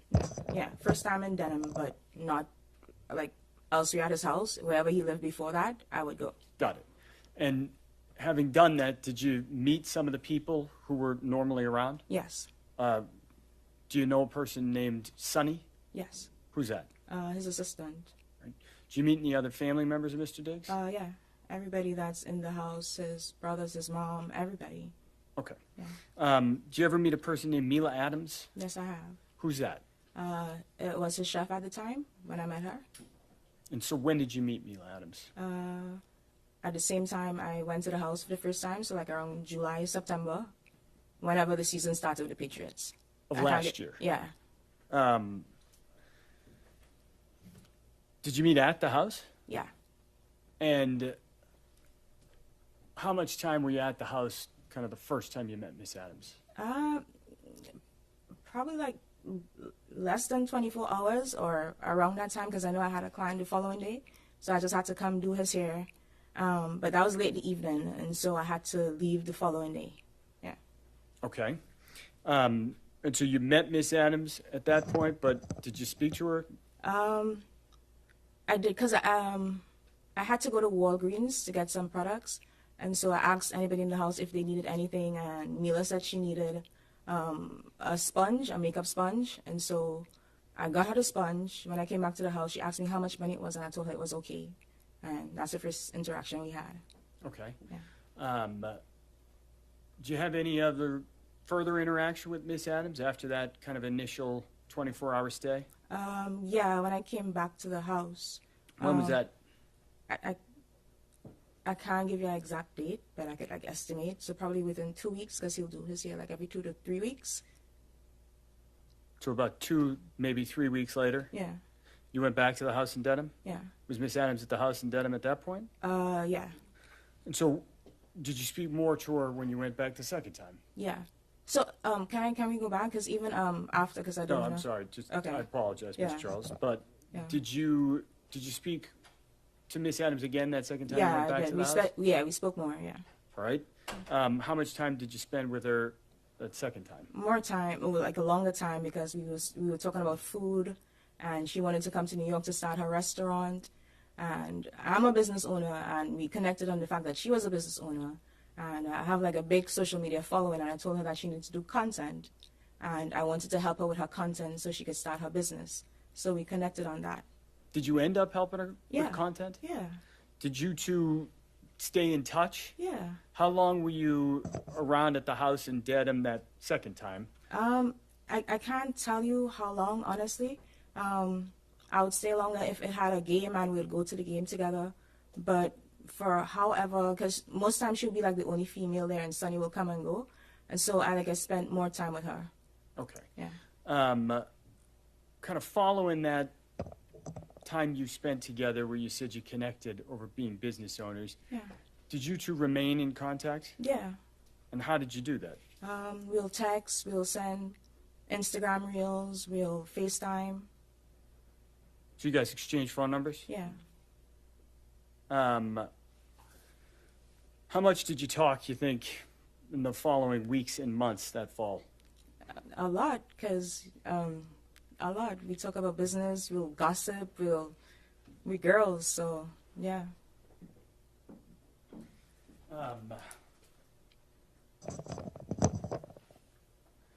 Did you ever spend more time together in person with Miss Adams? Yeah, I took her back to my country. I'm from Trinidad and Tobago, so I took her to Tobago. She spent time with my family, with my grandmother.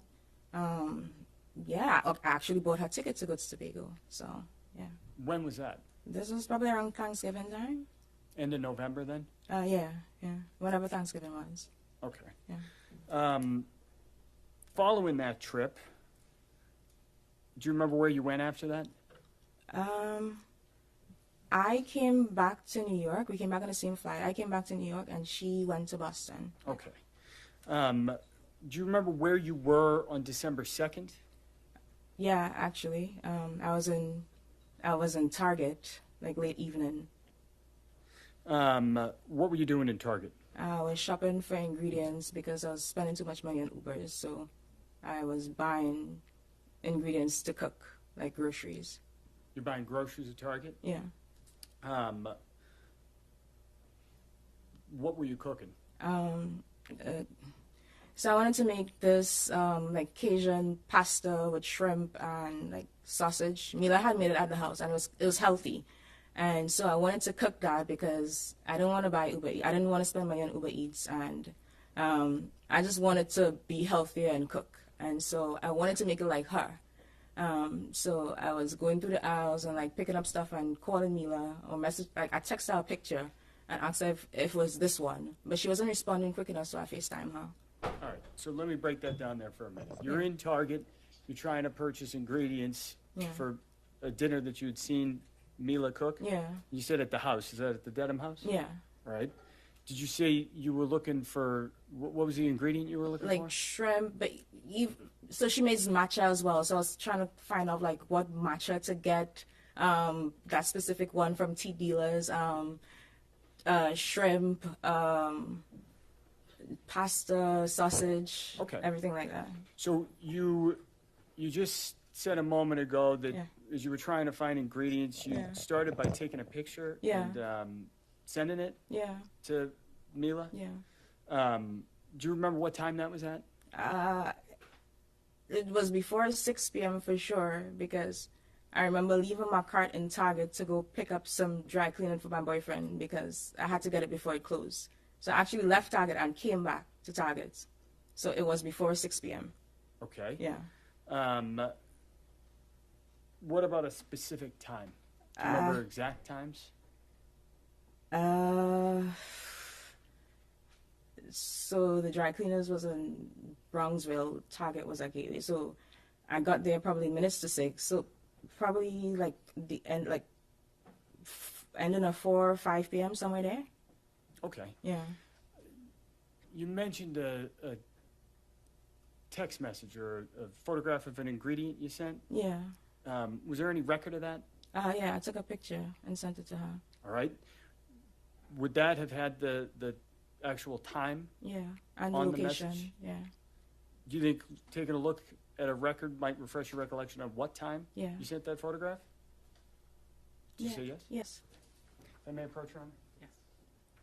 What I'm going to ask you to do, Ms. Charles, Yeah. is just take a look at that photograph. Okay? And I want you to look at that. Yeah. And after you've reviewed it, take a look up. Yeah. Having looked at that, that refresh your recollection on what time Yeah. you actually began communicating with Miss Adams when you were in the Target? Yes. And what time was that? It says 4:38 on the picture. Okay. Is Yeah. that consistent with your recollection of when you reached out to Miss Adams? Yeah. Now, you said you started by texting and then you FaceTimed with Miss Adams? Yeah. What's FaceTime? A video call app on every iPhone. Had you FaceTimed with Miss Adams previously? Yeah. And so describe how that looks. What's happening at that point when you're FaceTiming? So I FaceTime her, I told her what I was doing, we spoke about the pasta, and all the ingredients I needed to get, and she was like, girl, I'm not going to Miami. And she said she's going to go home to Atlanta for a couple of days, then she's going to come to New York. Well, she's going to go home to Atlanta, but she's going to stop off in New York for a couple of days. All right, let me actually stop you there. I Yeah. apologize, Ms. Charles. It was Yeah. not a specific question. So you said you're in Target while this conversation is happening? Yeah. Okay. Could you see where Miss Adams was? Yeah. Where was she? She was in the kitchen, Kitchen of what? of the Denham house. And how do you know that?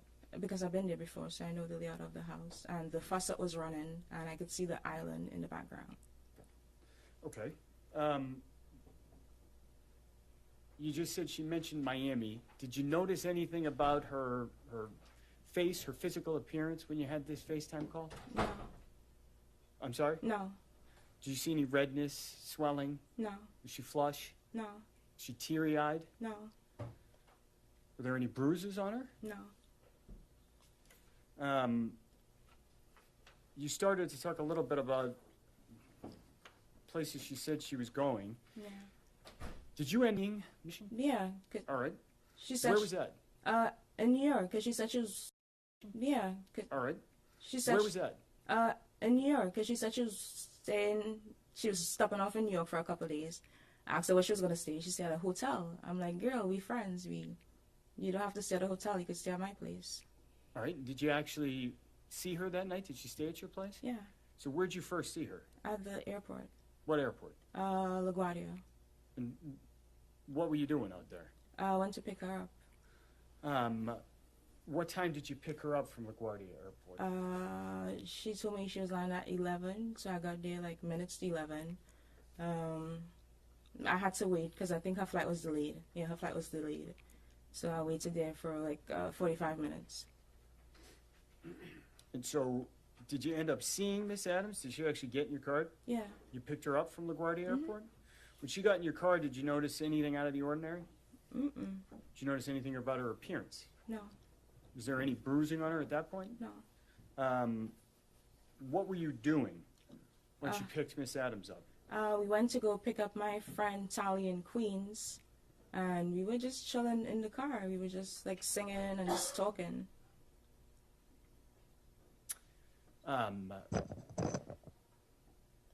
Anything out of the ordinary about either Miss Adams or your friend Tolly's demeanor? No. What's your friend Tolly's name? If you know? Her name is Natalia Moses. Okay. Your car, what kind of car do you drive? Mercedes-Benz GLE 63S. Is there any kind of aftermarket systems that's equipped with? It parks for itself. Let me ask you this. Does your car have video? Yeah, well, I install dash cam in my car. Oh, you put the dash cam in. That Yeah. didn't come with the car itself? No. Got it. What I'm going to ask is if we could pull up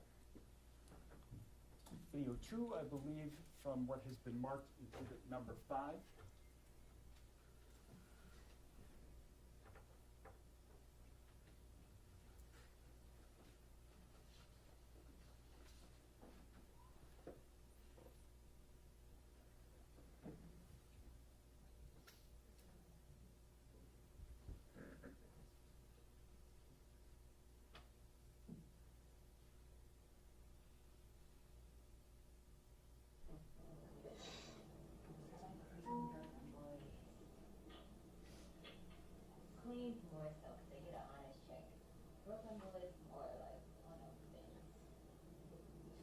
pause it right there. All right. So this is actually, for the record, the first video in exhibit number 5, Mr. Charles. Looking at this, we've played 14 seconds. Do you recognize what we're looking at? Yes. What is that? That's me in my car. Dashcam video. All right, and that video, does that fairly accurately represent kind of the drive you guys had? Yeah. All right, there's a timestamp down here at the bottom. It says 11:48 and 18 seconds p.m. Yeah. Is that consistent with your recollection of kind of after you had picked Mila up from the airport? Yeah. What I'm going to ask Ms. Silva to do is go to the next video down on that list.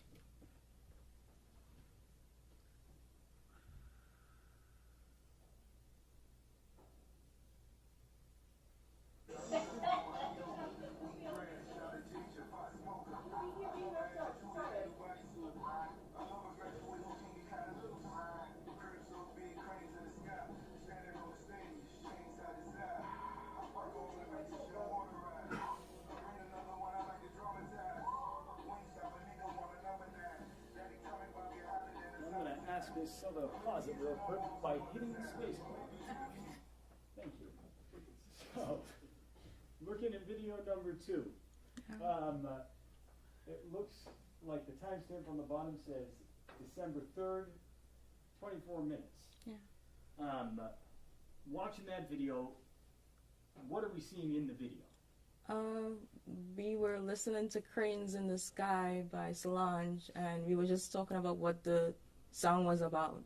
Got it. Yeah. So when you say there, we, who is we? My friend Natalia Moses and Mila Adams in the car. All right, so where we paused it, it's a little hard to see, but is your testimony that Miss Moses was in the car? Yeah.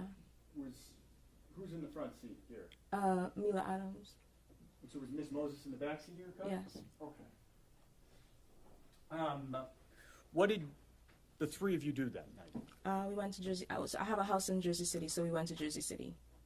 And what did you do? Drink, eat wings, and watch TV, just chill. All right. Did you end up staying or sleeping in Jersey City, or did you sleep somewhere else? No, I went back to my apartment in Brooklyn. Who went back to your apartment in Brooklyn? Me, Tally, and Mila. And what time do you think you got back? I'd estimate probably like 3, 4 a.m. in the morning. All right, so early in the morning? Yeah. That entire time span that we're talking about there is your description of what you just did, eat, drink, have some wings and hang out. Is that a fair description of what you did that night? Yeah. All right. Where'd you sleep that night? I slept on the couch downstairs, and Mila and Tally slept upstairs in my bedroom. Okay. Do you remember how long Miss Adams ended up staying at your house? Probably like a week, a little over a week. All right.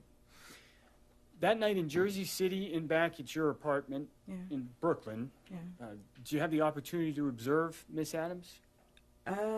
Probably the morning we got up. Yeah, because we girls, so we get dressed in front of each other, so yeah, the day of. Okay. Yeah. So when you say you get dressed in front of each other, what was on as you were getting dressed? With a towel on. Okay. Yeah. Did you observe any bruising, redness on her neck or chest? No. Did you observe anything on her face? No. I'm going to ask Ms. Silva if we can actually play the third video.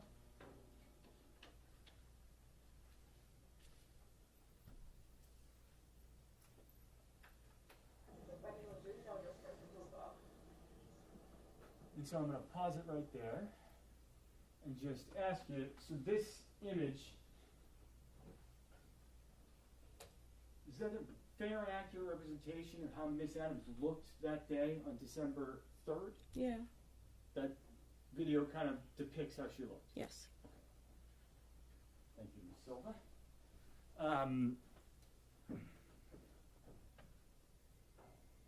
Anytime the day of December 3rd, did you notice bruising developing, redness, any kind of physical marks on Miss Adams? No. On December 4th, 5th, 6th, did you notice any of that? No. Did Miss Adams ever tell you that she had been assaulted or strangled? No. Did she ever mention any kind of an attack? No.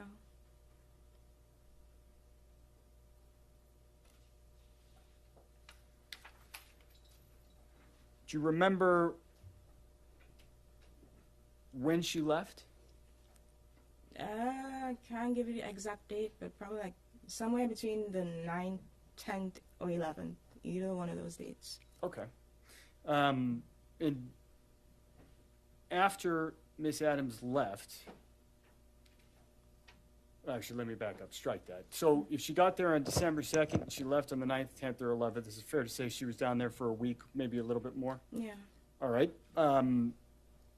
After she left, did you see her again? Yeah, I saw her afterwards.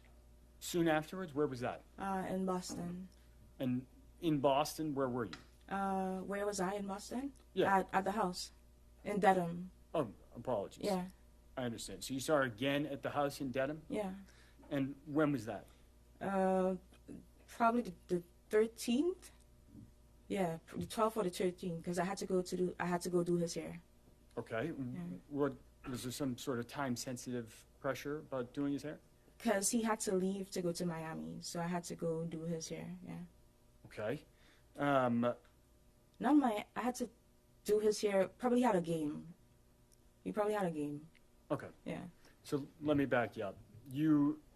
Miss Adams leaves New York. Yeah. 9, 10, 11. Yeah. And your testimony was that you think it was on the 13th. You saw her again? Yeah, either 12, 13, 14, somewhere there. I'm not good with dates. Okay. Yeah. And that was at the house in Dedham. All right. Yeah. What were you doing in the house in Dedham? I had to do his hair. Who was in the house in Dedham? His mom, Mila, me. I think Marshawn was there. Yeah. Yeah, that's where I can remember being in the house. Okay. Did you do Mr. Diggs' hair that day? Yeah. What time of day? It was late evening. In the evening then? Yeah. Is that what you said? Yeah. How long did doing his hair take? Between 3 and 5 hours. And so, do you remember when you finished doing his hair roughly? It was late that night. Yeah, like probably 10, 11, somewhere there. What did you do after you finished doing Mr. Diggs' hair that night? I slept on the couch because I had a flight 6 a.m. that morning. 6 a.m. the following morning or that morning? So I did his hair the night. I stayed downstairs on the couch. I was laying on the couch on my phone. I stayed down there because I had a flight early the next morning. Got it. Yeah. When you were down on the couch, what happened? Like later into the night, Mila came downstairs and she was just talking about stuff that happened earlier in the day. All right.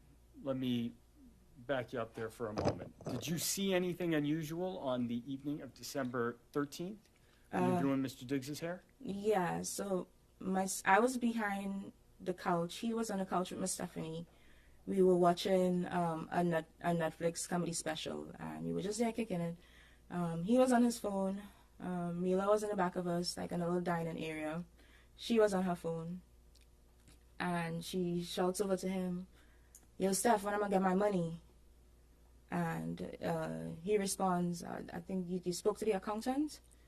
And her demeanor changed. His demeanor kind of changed, but I wasn't paying any attention to it. I was just doing my job. So after a while, she moves from behind on the dining table and she comes to the front, like on the side, like a love seat area thing. And she was there on her phone and she was just like laughing really loud. I don't want to imply anything, but like No, tell. so Okay, let me yeah. stop you right there. You said she's over on her phone. She was laughing really loud. Yeah. Was she watching the comedy special? No, she was just on her phone. Okay.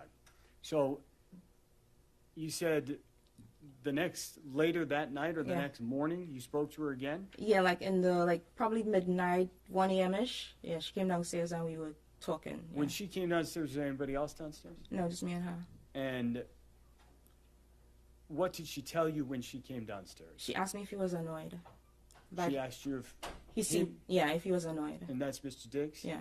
Did she tell you she was going to do anything? Yeah, she was trying to antagonize him while she was on the couch, like trying to get beneath his skin, and she was Sustained.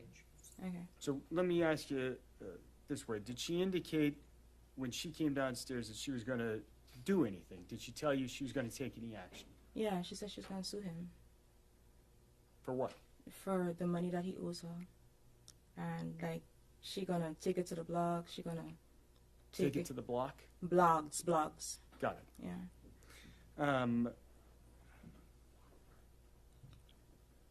It was like an hour-long conversation, so it was a lot. So. Let me start with that. Oh, sorry. So, do you remember her saying that she was going to make him pay? Yeah. Do you remember her saying anything about a hostile work environment? Yeah. Let me have one moment, Your Honor. Yes.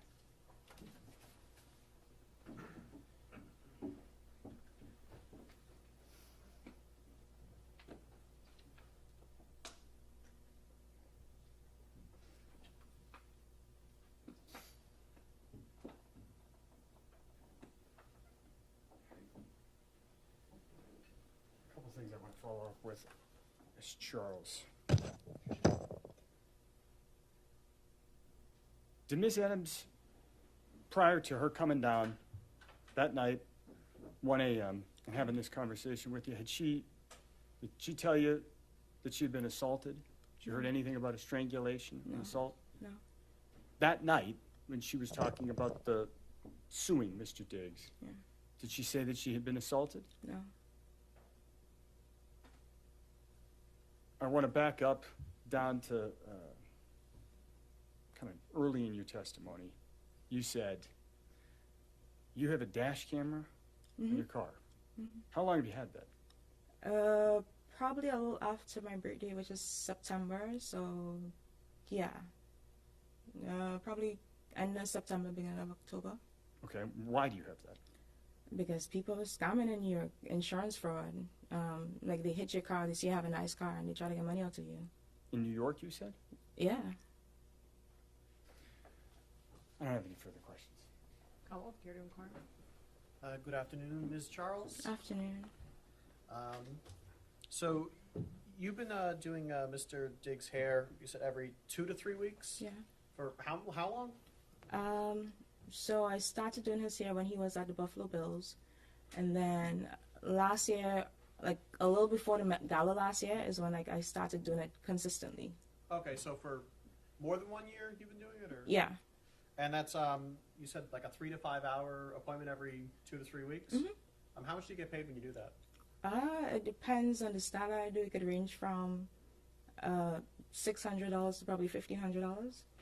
And you said that sometimes you go to the games afterwards. Yeah. How many times has that happened? I went twice when I was in Dedham, once in New York, and once at the Super Bowl. And you also said that at least on one occasion you slept over his house. Did you sleep over his house often, or? No. When did you meet Ms. Adams? Probably August, September. So at the time when she went to New York, you'd known her for 2-3 months, something like that? Probably, yeah. And you'd known him for over a year? Yeah. And you'd seen him every 2 to 3 weeks for 3 to 5 hours? Yeah. So is it fair to say you knew him better than you knew her? No, because we have a client service provider relationship, so I wouldn't say that's subjective. When you're doing his hair, do you talk to him? I keep it professional, so just how's the game, stuff like that, nothing in his personal life. If I may, one moment.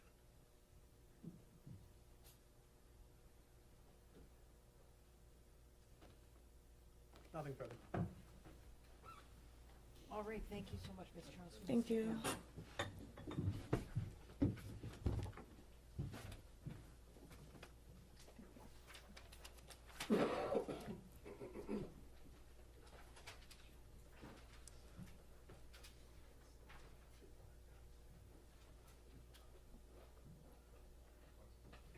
my defense calls Natalia Moses.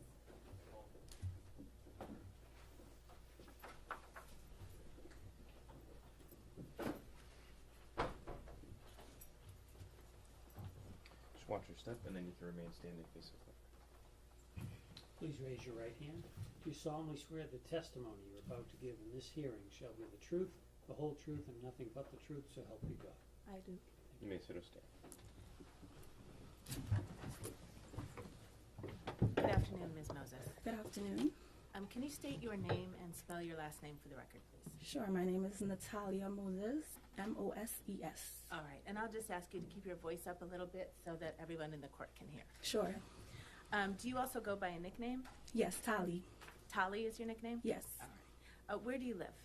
I live in Brooklyn, New York, and I've just moved. I live in Florida. I go between Brooklyn and Florida as I have a business in Florida as well. Okay. And what do you do for a living? I'm a hairstylist. Do you work for any particular salon or on your own? No, I have my own business. Okay. Do you know Shy Charles? I do. How do you know Shy? Shy and I met in 2018. I started off being her assistant, her braiding assistant. Okay. Do you still work with Shy? No. All right. What about Stefon Diggs? Do you know Stefon Diggs? No, not personally. Have you ever met Stefon Diggs? No. Is Stefon Diggs a client of yours? No. Okay. Do you know Mila Adams? I do. How do you know Mila? I know Mila through Shy. Okay. When is the first? Have you ever met Ms. Adams? I have. When is the first time you met her? I want to say December 2nd into December 3rd. Around that time, that was the first time I met her in person, but I would have spoken to her on the phone on multiple occasions before. Okay. And did you talk to her, just the two of you, before December 2nd? No, not just the two of us. We would always speak with Shy in the middle, so it would always be on Shy's phone, so I never spoke to her one-on-one prior to December 2nd. I see. Okay. So, Shy and Ms. Adams had a relationship. That's correct. And then and you and Shy have a relationship. That's correct. And sometimes the three of you would talk. That's correct. Understood. And were these calls professional calls, business calls, personal calls? Personal calls. Okay. All right. So what were the circumstances under which you met Ms. Adams on December 2nd? So she said she was passing through to New York, and Shy told her, well, she could stay at her house. I just came from Atlanta because I had a job in Atlanta, and Shy told me that she would pick me up as we were coming in from the same airport. I, however, came in before Miss Adams, so I went to my family's house, and Shy picked me up from there with Miss Adams in the car. Okay, and where was your family's house? In Queens.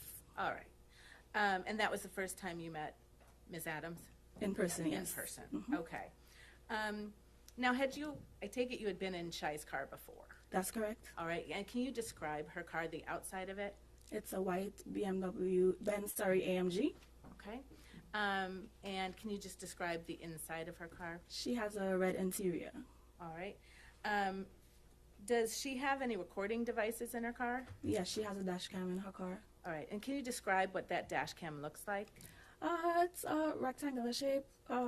She has it on the top of the windshield. Okay, so you can see it when you're sitting in her car? That's correct. All right, and did you know that dash cam was in there? I did. All right. Did you know that on December 2nd? Yes, I did. And you could see it when you were sitting in the car on December 2nd? Yes, I did. All right. After Shy and Ms. Adams picked you up in, I think you said Queens? Yes. What did you do after that? We went to New Jersey.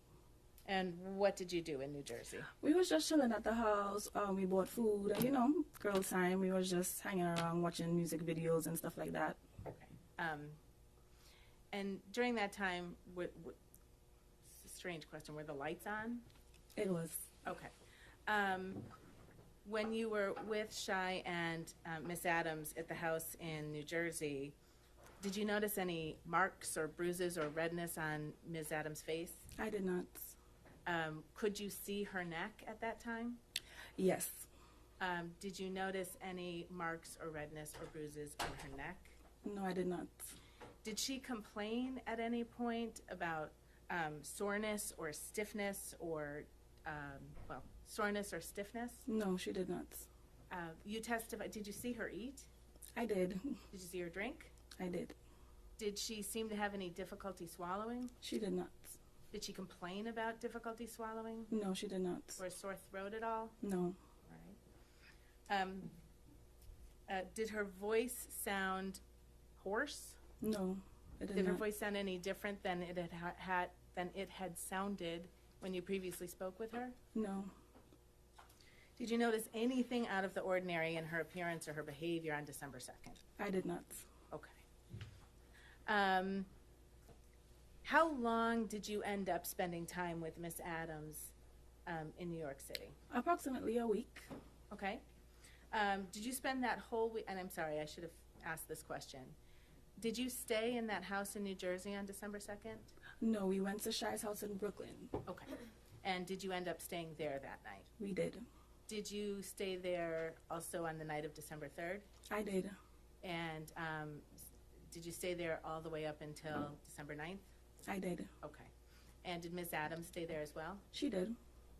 Where did you sleep in the Brooklyn house?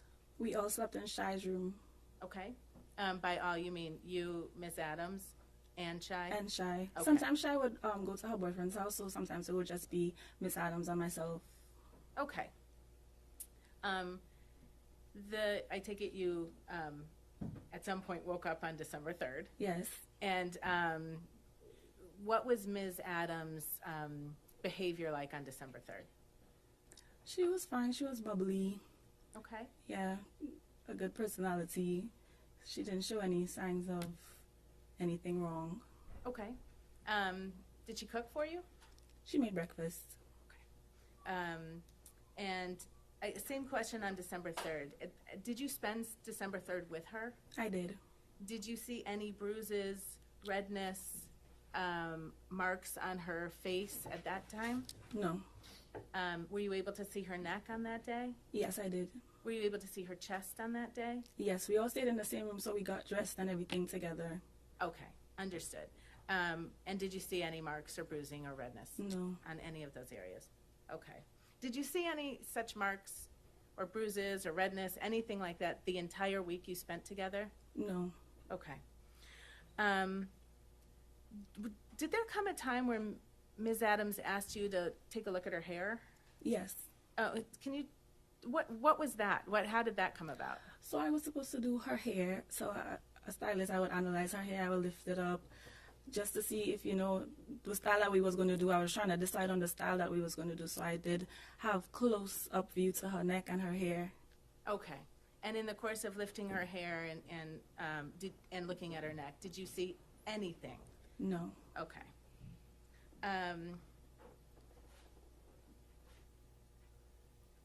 Do you remember taking a couple of videos of Ms. Adams while you were together in New York? Yes, I do. Do you remember approximately when that was? Possibly December 7th or 8th, around that time. Okay. And I will ask Mr. Kettlewell to very smoothly play Exhibit 8, please.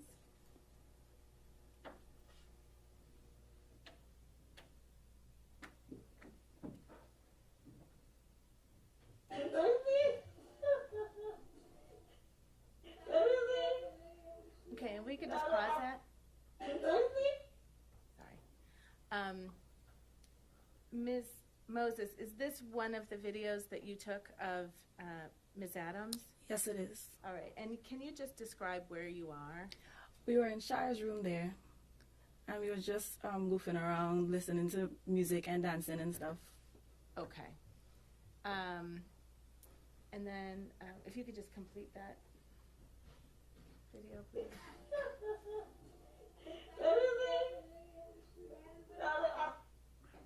All right, and then Mr. Kettlewell, if you could play Exhibit 9, please.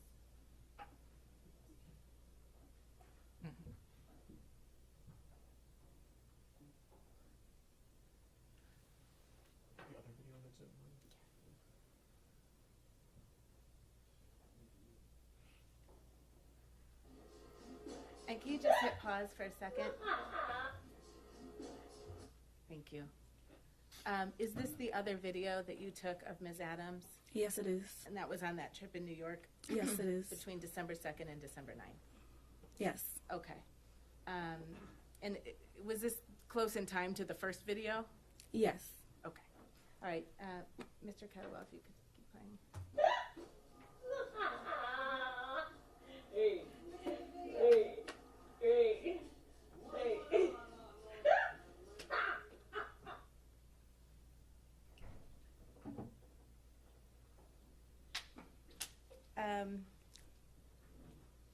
And was that video that you took, was that consistent of how Miss Adams was being with you?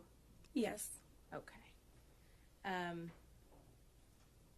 Did anyone ask you to take that video? No. But Miss Adams knew you were filming her? She did. Okay. And the entire time that you were with Miss Adams in New York City, did she mention anything about being hit? She did not. Did she mention anything about being choked? No, she did not. Did she say or do anything that suggested to you that Steph Diggs had hurt her or scared her in any way? She did not. Okay.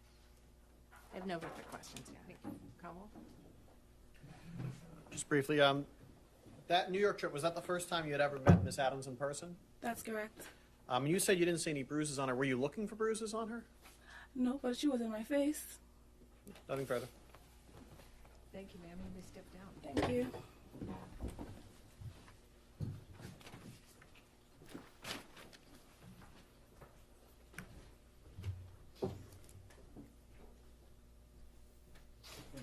Defense rests. It has to be heard. All right, Sorry. defense for us.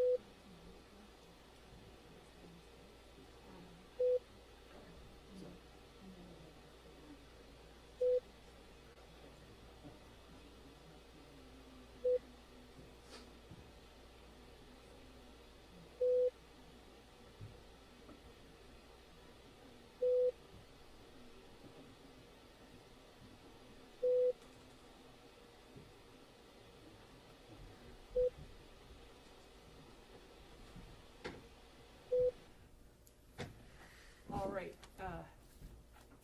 jurors, so the defense has rested. There's no further evidence in this case, so that is closed. So that means that, as I predicted for you, what remains will be the closing statements of the attorneys, and then I will give you my instructions for you on the law. What we're going to do is we're going to suspend for the luncheon recess, and we will resume at 2 o'clock with all of that, okay? So there should be, your lunch order should be ready, hopefully, and we'll see you back here in a little over an hour. All right, thank you. Arise, jurors can step down, please.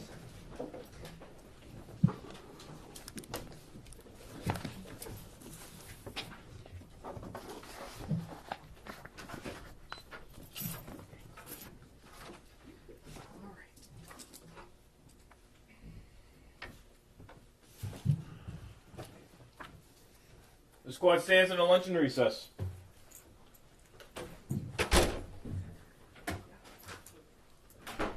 Counsel. Counsel, if I could just get the flash drive. Yes. Sure. Yeah. Thank you. Dave Rose are breaking fell under recess. Hi, Johnny, let me give you this card. I'm gonna do it, sir. Oh, does this have what they need? I think that's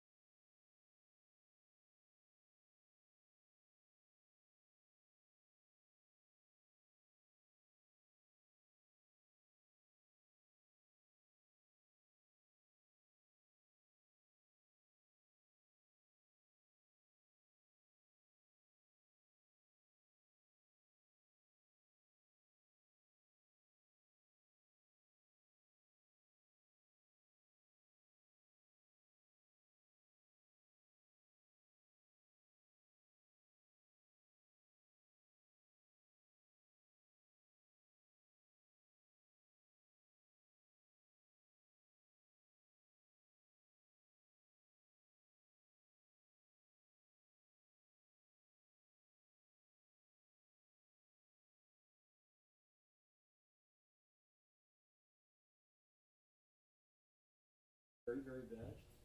The only reason you're getting messages is because we put you on the Wi-Fi. That's Yeah. correct. April 1st. That's So correct. you're getting messages I see. because of the Wi-Fi. Before this, we couldn't get anything. And this is the best. Unreal. Yeah, it's tough. That's terrible. It really is. It's charming if you don't, Yeah. have, to, you don't have to work it. Right, exactly. You don't have to live here. Yeah. I will. We're solid. All right, those are the juror cards. I think you're gonna come here every day. Get that pizza.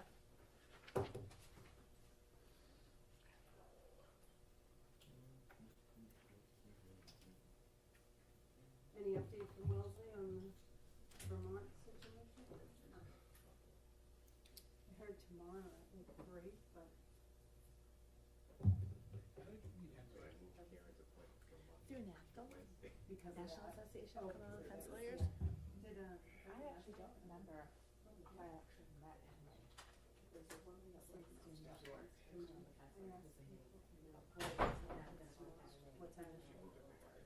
Is it just a yearly? Yeah. Oh, but the shop. I think Henry Yeah. was looking around, but the people. I think it, because it's either tomorrow or Friday. I think they, appropriately felt they were all being, you know what I mean? She's a fugitive from justice, so it's a difficult situation. So I don't think they want to bring her to South Bay before they brought her here. And then he made I know, it is a mess, especially this point. If they get it, yeah. It'll be good. I think with the jury will be quick.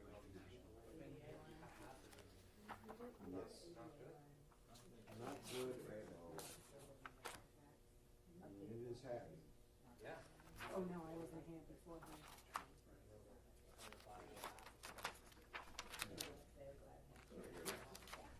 But the NAFTA one, I haven't been there in years, but I love it. I love that. How quick we can do that over there.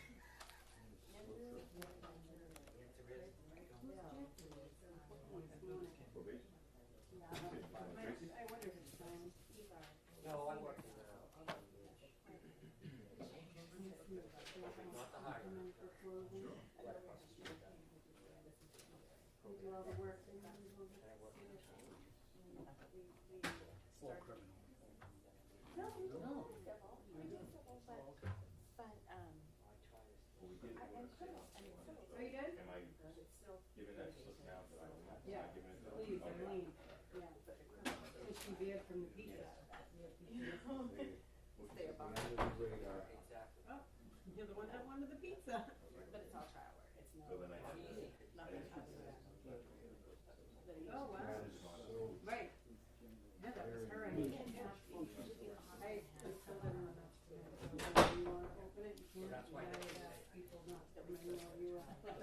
Yeah. Yes, yeah, so I do. I'll let some of the staff know. All of a sudden it occurred to me this morning. And then I went in and I said, I know, you wanna do 15 minutes, I know, in the middle of the work. I know nothing. In the beginning, let's have the coffees that everyone wants, national. We need closing I didn't either, but I'm so glad I did, you know what made me think of it, so, you know, No, yeah, you're right. but as soon as I said it, and I often downstairs too, How you guys on Sean? Yeah. I'll stay in the office. Need anything else, boss? Yeah, that was. Oh, exactly, it's very light, I know. Also trying to avoid this. But I was glad I remembered Yeah, some of the. because Kelly some was in- of the Kelly was witnesses, in. Yeah. Pointing I out the saw Brianna Brianna. closing arguments. I know Brianna wanted to. Alien was not, I'll have her attend for the Oh. charge. I know, I'm just, You wanna do the stipulation to it? No. she didn't, she said no when you asked her. She did her perjury. That's, You want a road up right on that? I just want, Right. I want to. How long is it?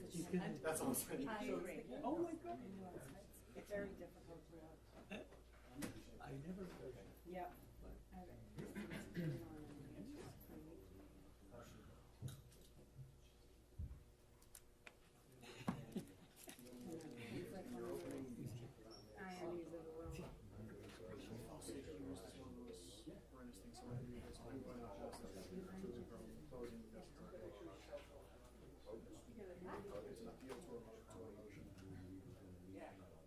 Oh, yeah. We reject it, Mr. That's fine. I don't. Yes. Well, it is a, Yeah. it will or won't? It will or it won't So, change. no. So you haven't picked an alternate yet? For these, by the way, I'll be asked to be heard at sidebar rather than saying like that.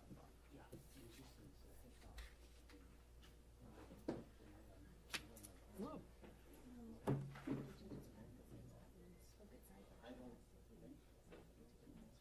Yes. I just wanted to. Yeah. Okay. It's not anything you put into writing, so it'll be oral. Okay. My guess is she'll come out and we'll address it before the jurors. So, yeah. And I had given the verdict, a draft verdict slip. Okay. Very simple list. All right. Dynamite. Verdict slip, Drew. Did you see it? No, but I can't imagine it's too. Yeah. I'm sure it's gonna be the most beautiful one I've ever seen. It's pretty good, I gotta say. Perfect. No I'm off as typos no or objection. anything.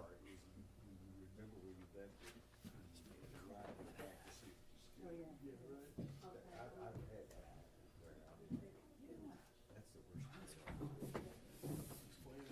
yeah.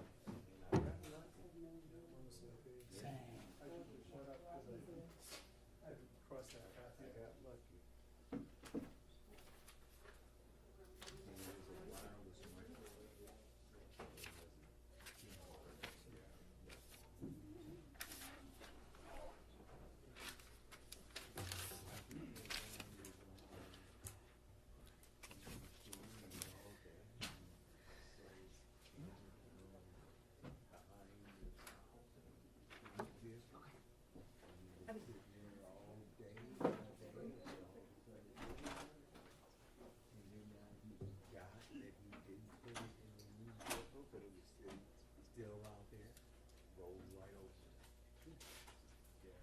Folks, we're gonna need a couple seats. Everyone, you guys come in. Thank you.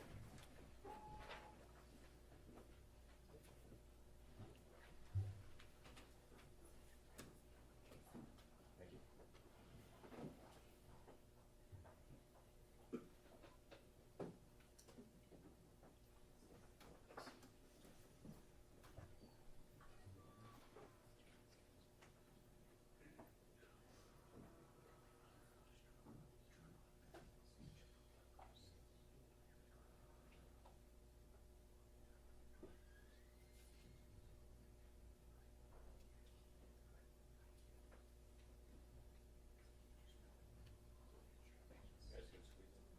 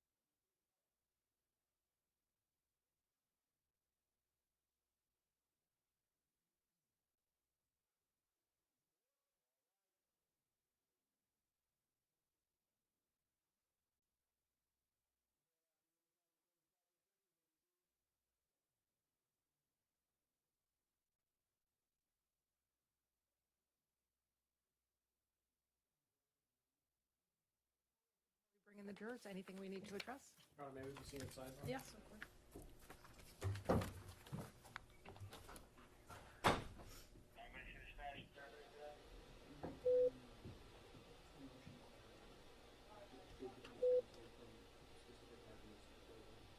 We're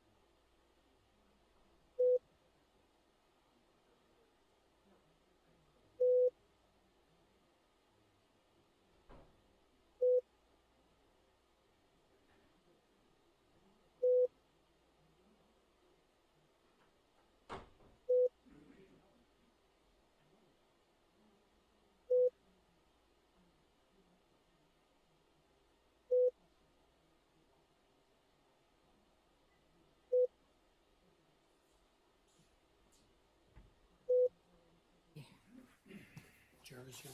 Yes, thank you.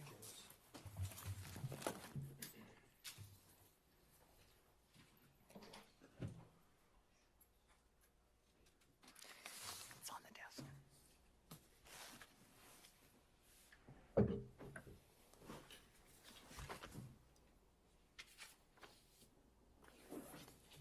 Jurors enter and all rise.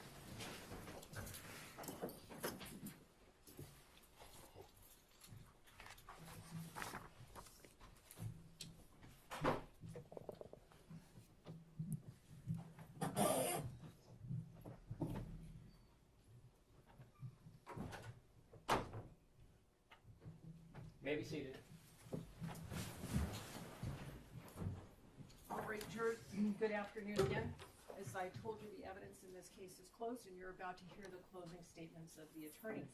And what I want to say to you about that is that this is an important part of the trial because it is the final opportunity given to the lawyers to address you. It's an opportunity for the attorneys to summarize the evidence, to call your attention to certain parts of the evidence that they regard as important, and based on the evidence, to try to persuade you to reach a certain result. However, what you are about to hear is not evidence. Lawyers are not witnesses. All the evidence in this case has been presented through the testimony of the witnesses and the exhibits, which you will have an opportunity to examine and consider during your deliberations. Our rules are designed to ensure that the parties receive a fair trial, and they therefore prohibit the attorneys from making certain types of arguments in an effort to persuade you to reach a certain result or to favor or disfavor either side. For example, the attorneys are not permitted to refer to facts that are not in evidence in this case. If based on your memory and understanding of the evidence, a lawyer does this, you should disregard that comment. The attorneys are not permitted to express their personal belief in the credibility or lack of credibility of any witness who testifies in this case. That determination is entirely for you to make. If a lawyer makes such a comment, you should disregard that comment. Attorneys are not permitted to persuade you for or against either party by appealing to human passions or prejudices. If you become conscious of any passion or prejudice as you consider the evidence or engage in your deliberations, you must put those feelings aside and not permit them to influence your thinking. And if a lawyer makes such a comment, you must disregard that comment. Better proceed. Bless you. Thank you, Your Honor. Good afternoon again, ladies and gentlemen. As I said to you in my opening statement, there was no assault, no strangulation, no incident at all on that day or any other day. You didn't see any injuries. You didn't see any photographs. You learned there were no medical records, no statements, no nothing between December 2nd and December 16th. You have not been provided with a single shred of credible evidence to determine that any assault actually occurred in the house on that day. The Commonwealth's case is nothing more than the words of Miss Adams. In my opening statement, I told you one tool to use as you go through this process is to consider how to find the truth. That the simplest answer that accounts for all the facts, that answer is the truth. And so what I want to do is take you through some of the undisputed facts in this case. December 2nd, Ms. Adams spent the afternoon talking on the phone. She got a ticket to Atlanta. She cooked Stefon Diggs dinner. We learned this morning that it was a hot dog. She went into Mr. Diggs's bedroom to provide him birthday presents and to deliver those birthday presents. Timeline-wise, all of this, every single fact that I just mentioned, all of those would have occurred after what Miss Adams says was a violent assault that occurred sometime that afternoon. That night, Miss Adams left the house at 7:15 and she flew to New York City. You heard that she told the police that she stayed with friends. You heard her describe whose friends they were. But you also heard her say that she had a ticket to Atlanta, purchased before she ever changed it to go to New York City. You saw videos of Miss Adams when she arrived in New York. You heard from the woman who picked her up from the airport, who also saw Miss Adams when she arrived in New York. You saw video and heard from Tali Moses, who spent the entire week with Miss Adams in New York. And you got to see how she looked. You got to see her face, you got to see her neck, you got to see the way she moved during the course of that week. One thing I'll say about that, Miss Adams, she might define bruising, however, is expedient or convenient for her, but we all know what bruising looks like. You saw the videos and you heard from the witnesses. On December 5th, Miss Adams texted Stefon Diggs, "Hi, can you please approve my pay with finance, please and thank you." That would have been 2.5 days after he violently strangled her in her bedroom. December 6th, you saw the video of her dancing. That's 3.5 days after this assault allegedly occurred.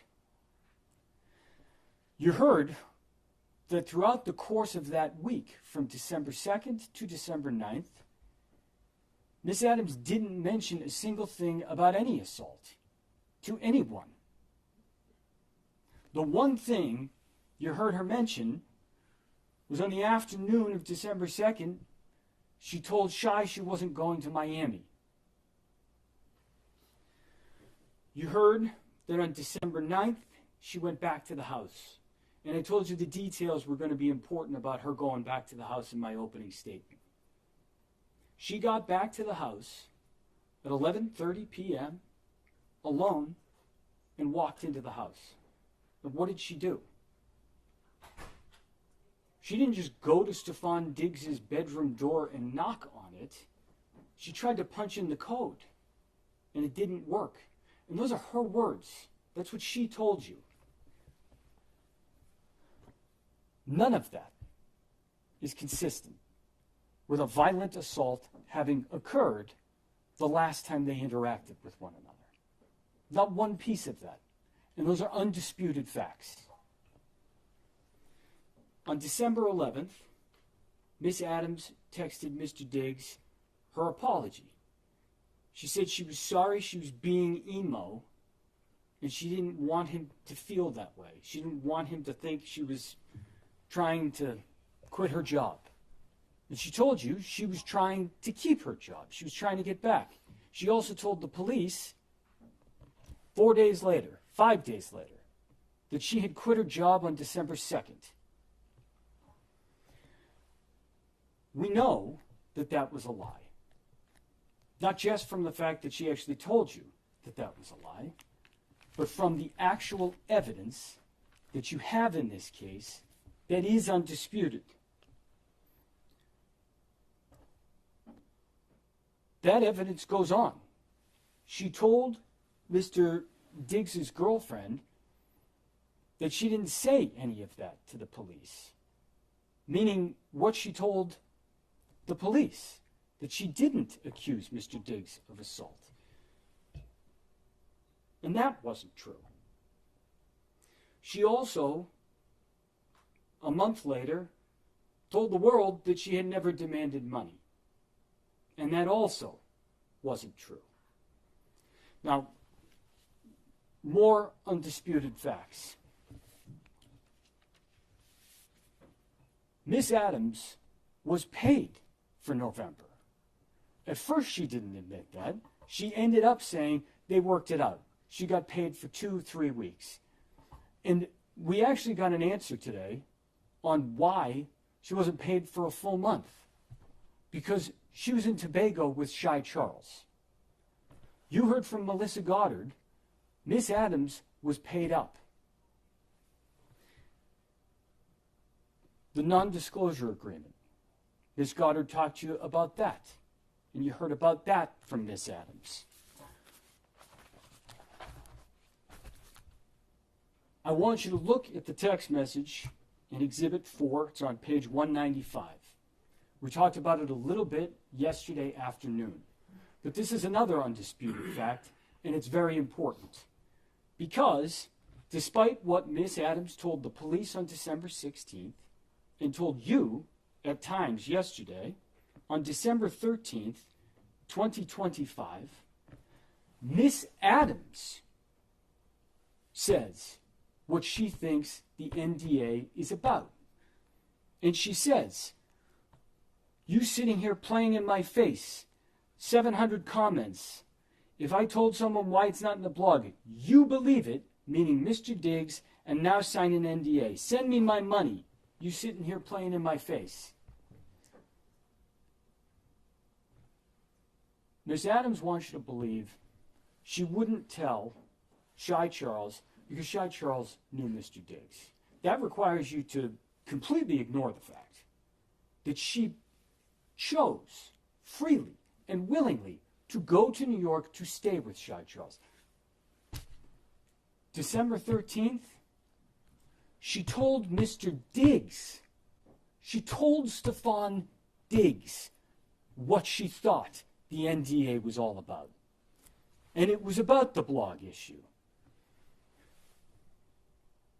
You think it might make a little sense if the NDA was about any kind of a physical assault, a strangulation? That she might say to him anything. "Hey, you know what this NDA is really about." Or maybe just, "The NDA, because you assaulted me?" Not a word. She describes why that's there. And those are her words from December 13th. And that is undisputed. Now let's talk about the police for a few moments. Because Miss Adams went to the police, as you heard, on December 16th. And there's other undisputed facts in this report. She lied to the police. She did not leave her job. Miss Adams told you something yesterday where she said, "Well, I left my position was like in the house, but that wasn't my job." And you heard what Officer Ellis said this morning. I said, "You mean her position, as in her job?" And he said, "Of course." She told Officer Ellis that she just went back to get her stuff. And you know that isn't true. And at times, she seemed to admit that that wasn't true. And you know from her own words at the time to both Mr. Diggs and to Sonny that that wasn't true. The text message that you've heard about the deletion. There's two things that I want you to pay close attention to and that I want to talk to you about in both Exhibit 1 and Exhibit 2. Exhibit 1, the text message that she sent purporting to be a screenshot of the argument that led to a violent assault that ended with Mr. Diggs choking her. That's what she told Officer Ellis. And you heard that from him this morning. You also heard from her that she deleted messages. And I think what she said was something like, I didn't want to look bad, or something along those lines. And if you look at what was actually deleted, the words she said, she was saying bet and pussy were what she deleted. That's what she did. She did delete those messages, right? Those are not in the text messages that she provided to Dedham police. But more importantly, what she actually deleted that wasn't about making her look bad or not, it was right after the words, "I'm out of your life." And it said, "and ruining that bitch life." And then you can actually go to Exhibit 2 and look, there's a fairy emoji she sent. And why that's important is because, as you heard from Officer Ellis this morning, it'd be important to know if somebody deleted messages. It'd be important to see the full picture. And that message right there, and ruining that bitch life, apologies for the language, with the fairy emoji, you think that might have prompted the question, hey, who's that bitch? She answered the question for you yesterday. It was Lindsay. The argument wasn't about money. You have it in evidence. And Miss Adams later admitted that. These lies to the police, the fact that they're undisputed, why? Look at all of those facts. They're undisputed in the record. They are all there. If you remove from those facts one thing, that an assault occurred, they all make sense. If you plug in that she was assaulted that afternoon before all of this happened, before everything I just read to you, none of it makes sense. Why would a person who was just strangled go down to the kitchen, chat on the phone, and not have a single mark on their face or look even remotely bothered? Why would that same person cook dinner for the man who just did it? Why would that same person knock on his bedroom door and deliver 2 birthday presents? Why would she act the way she did for the next week? And then why lie about it repeatedly to the police? And what ended up happening next, just chronologically, gives away the game on that. Because what you heard is that only a couple weeks later, her mediator made a demand for money. And if you plug that fact in, now it all makes perfect sense. We have provided evidence to you. We have presented evidence. We have called witnesses. As I said, we're doing so in order to give you the fullest picture of December 2nd and of what happened or did not happen. And think about that for one moment. How do you prove a negative? It's basically impossible, right? Pick a day, 2 months ago, account for every action that you did on that day. Every moment of your day. Great, now prove it. Can't be done. And this trap, the framers of our system, they were aware of it. And that's why it works the way that it does. The burden is on the Commonwealth to prove their case. And their case, as you have seen, is the internally inconsistent testimony of one witness. And that is their entire case. And that is not enough to meet their burden. The burden that you are going to hear is reasonable doubt. And the judge is going to tell you that that's to a moral certainty. How much would you bet on the words of Jamila Adams? Did you bet your own life? Someone else's? You have all of the tools in what I just laid out for you to make a credibility assessment. But it is not only that, because the other thing the judge is going to tell you is you can actually take into account the way the witness answered questions, behaved, their demeanor, how they looked. Did they sound consistent? Did the things they say actually at least stay true internally in their own story? And one example I'll give you on that is this morning, when Ms. Adams was asked about another monetary demand. She didn't answer the question. She couldn't. She wouldn't. She gave you multiple excuses.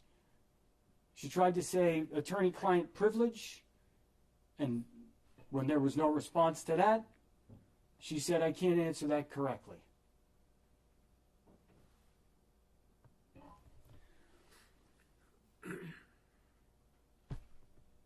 Take the way she answered questions into account, but line it up against the facts that you know that you have. Because that's how you got to make a decision. On facts, on evidence.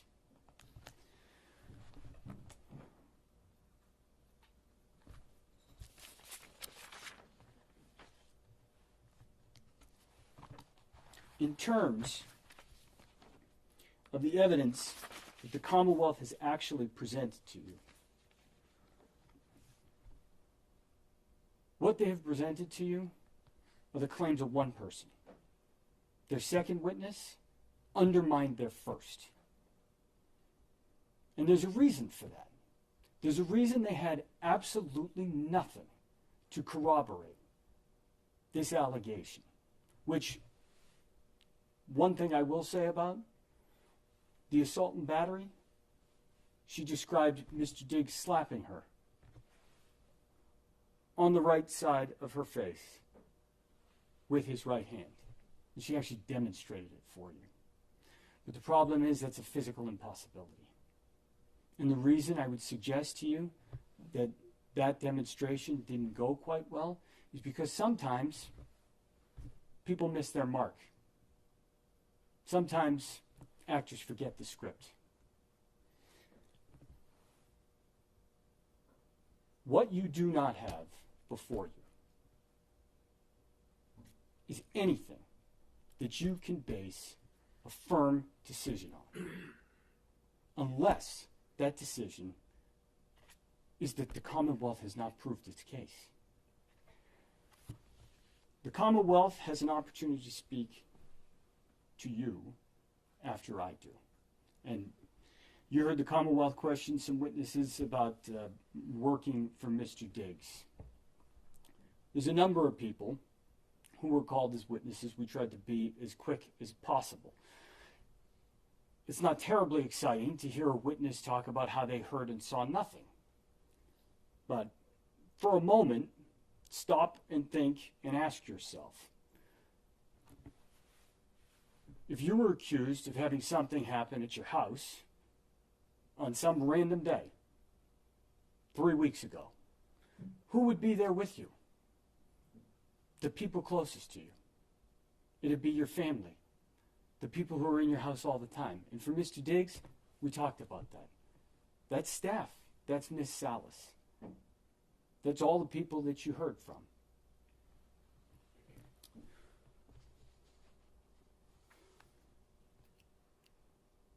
One thing that I want to talk about is a reason for bias. Because when Mr. Virtue asked, I think the first witness she was Miss Salas. Mr. Diggs paid her salary, isn't that right?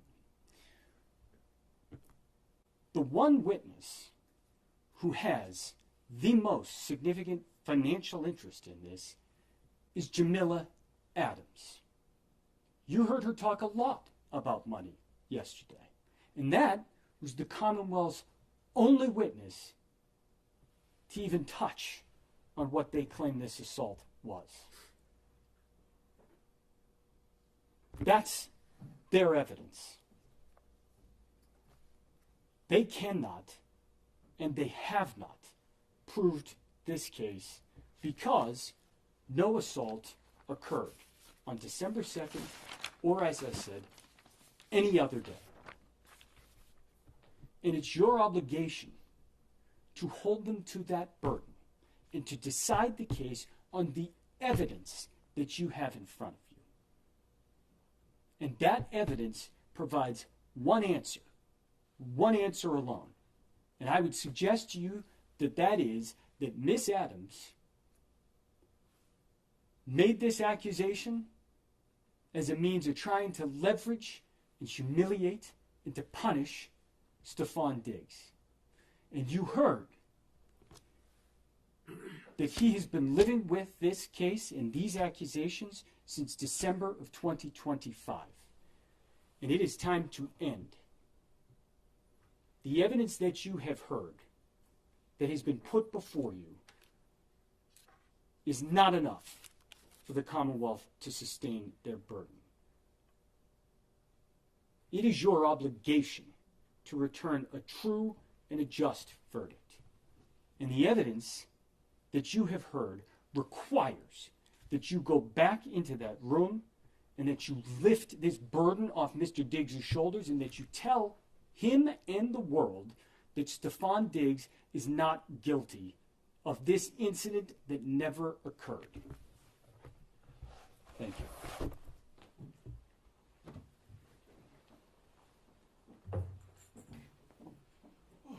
Good afternoon. Feels like it's been a little while since last time I talked to you guys directly. So, was Miss Adams a perfect witness? No. She was argumentative, avoided, difficult. But does that mean you should throw away everything she says? She said? No. I think it'd be easy for you guys to do that, but that's not your job. You guys are the jury. It's your job, your sacred duty, to comb over every bit of evidence you heard, to consider it, to give it the attention it deserves. The attention, the scrutiny, the weight it deserves. You don't have to like Miss Adams. You don't have to like the way she testified today and yesterday, but you do have to give her and her testimony the attention it deserves. You heard from her about what happened in that room on December 2nd. She said he entered the room, slapped her, put her in a headlock, said some things to her. I suggest if you remember how she was testifying, I think the way she was testifying to that lends some to her credibility. She was taking her time, she was looking, she was trying to remember things. As the defense counsel predicted, one of the things I'm going to say is that Miss Adams was the only witness you heard from about what happened in that room. You have defense's witnesses who said what happened afterwards, but if you remember Miss Adams' testimony, she said that was after she had an opportunity to kind of put herself together. She said she cried, she changed her clothing, she kind of started packing. The question you may be having is, why would she act that way? Why was she going out and smiling? Well, I'd suggest to you that all the people she was around are people that have known Mr. Diggs much longer than they've known her. I'd suggest you even consider the relationship she had with Mr. Diggs.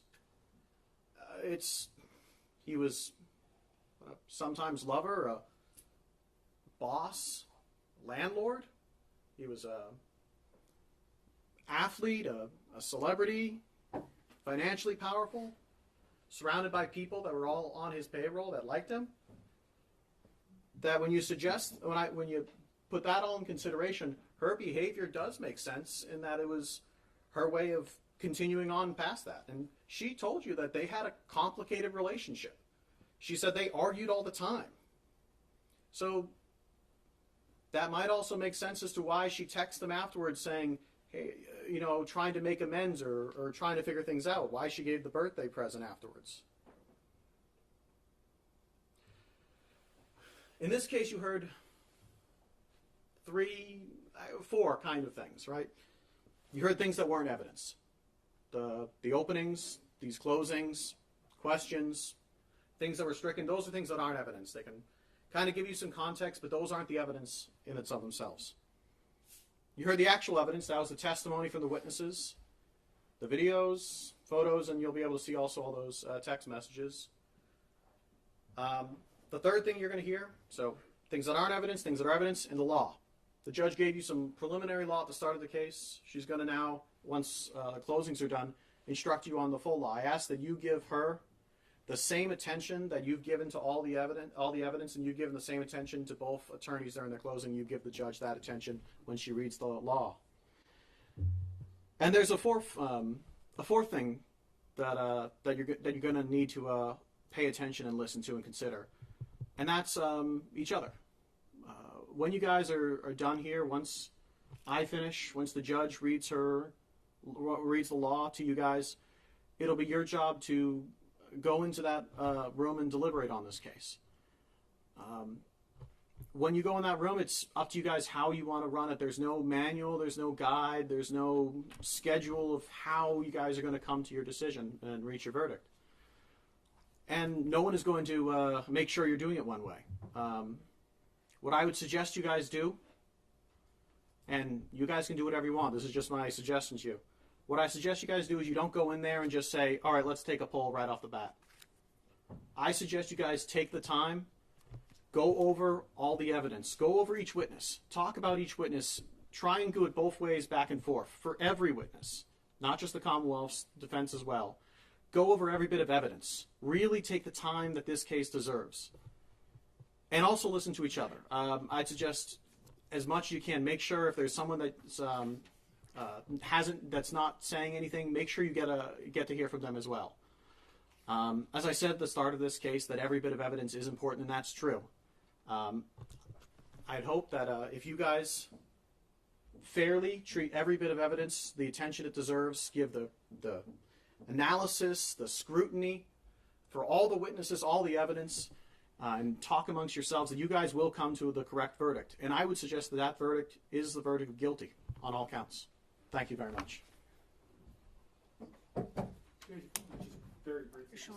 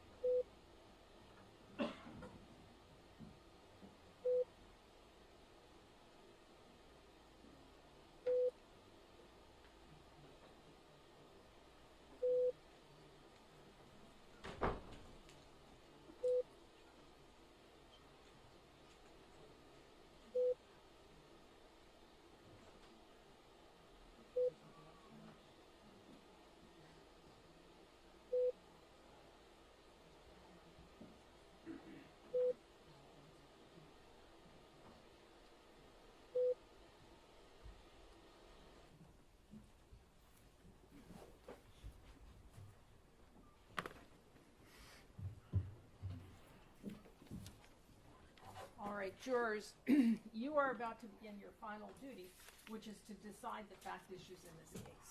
Before you do that, I will instruct you on the law. It was obvious to me throughout this trial that you faithfully discharged your duty to listen carefully to all the evidence and observe each of the witnesses.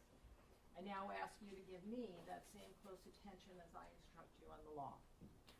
My function as the judge in this case has been to see that this trial was conducted fairly, orderly, and efficiently. It was also my responsibility to rule on what you may consider as evidence and to instruct you on the law which applies in this case. It is your duty as jurors to accept the law as I stated to you. You should consider all my instructions as a whole. You may not ignore any instruction or give special attention to any one instruction. You must follow the law as I give it to you, whether you agree with it or not. It was the duty of the attorneys in this case to object when the other side offered evidence which that lawyer believed was not admissible under our rules of evidence. They also had an obligation to ask to speak to me, with me at the judge's bench at sidebar about questions of law which the law requires me to rule on out of your hearing. The purpose of such objections and rulings is not to keep relevant information from you, just the opposite. It's to make sure that what you hear is relevant to this case and that the evidence is presented in a way that gives you a fair opportunity to evaluate its worth. You should not draw any inference, favorable or unfavorable, to any attorney for objecting to proposed evidence or asking me to make such rulings. That is the function and the responsibility of the attorneys here. Now, your function as the jury is to determine the facts of this case. You alone determine what evidence you believe, how important any evidence is that you do believe, and what conclusions to draw from that evidence. In making these determinations, you are to use your common sense, life experience, and good judgment. You are to decide what the facts are solely from the evidence admitted in this case. In evaluating the evidence and determining the facts, keep in mind that we all tend to perceive information and form opinions based on our own personal experience and background. This tendency may cause us to hold bias, of which we may or may not be conscious. And as I previously instructed you, you must not allow bias, whether held consciously or subconsciously, to interfere with your ability to fairly evaluate the evidence, apply the law as I instruct you, or render a fair and impartial verdict based on the evidence before you. The evidence consists of the testimony of witnesses as you recall it. Any documents or other things that were received into evidence as exhibits may also be considered. Of course, the quality or strength of the proof is not determined by the sheer volume of evidence or the number of witnesses. It's the weight of the evidence that is important. Some things that occurred during a trial are not evidence, and you may not consider them as evidence in deciding the facts of the case. The complaint itself is not evidence. A question put to a witness is never evidence. Only the answers are evidence. Also, you may not consider any answer that I struck from the record and told you to disregard. Do not consider such answers. Anything that you may have seen or heard when the court was not in session is not evidence. The opening statements and the closing arguments of the lawyers are not evidence. They are only intended to assist you in understanding the evidence and the contentions of the parties. If your memory of the testimony differs from the attorney's, you are to follow your own recollection. You should not consider anything I have said or done during the trial as any indication of my opinion as to what your verdicts should be. In evaluating a witness's testimony, you have to decide what testimony to believe and how much weight to give that testimony. You should give the testimony of a witness whatever degree of belief and importance that you judge it is fairly entitled to receive. You are the sole judges of the credibility of a witness. You may believe everything a witness says, part of it, or none of it. If there are any conflicts, discrepancies, or inconsistencies in the testimony, you should examine them carefully. You may consider whether a witness was candid or guarded, responsive or evasive, and whether the testimony is reasonable or unreasonable, probable or improbable. You may take into account how good an opportunity a witness had to observe the facts about which the witness testifies and whether the testimony seems accurate. You may also consider evidence, if any, about a witness's motive for testifying, whether a witness displays any bias in testifying, and whether or not a witness has any interest in the outcome of the case. In deciding whether to believe a witness and how much importance to give a witness's testimony, you must look at all the evidence, drawing on your own common sense, life experience, and good judgment. Consider the evidence as a whole. Do not make up your mind about what the verdict should be until after you have gone to the jury room to decide the case and you and your fellow jurors have discussed the evidence. Keep an open mind until then. Once you have determined the facts, apply the law as I explain it to you to the facts in order to decide the verdicts.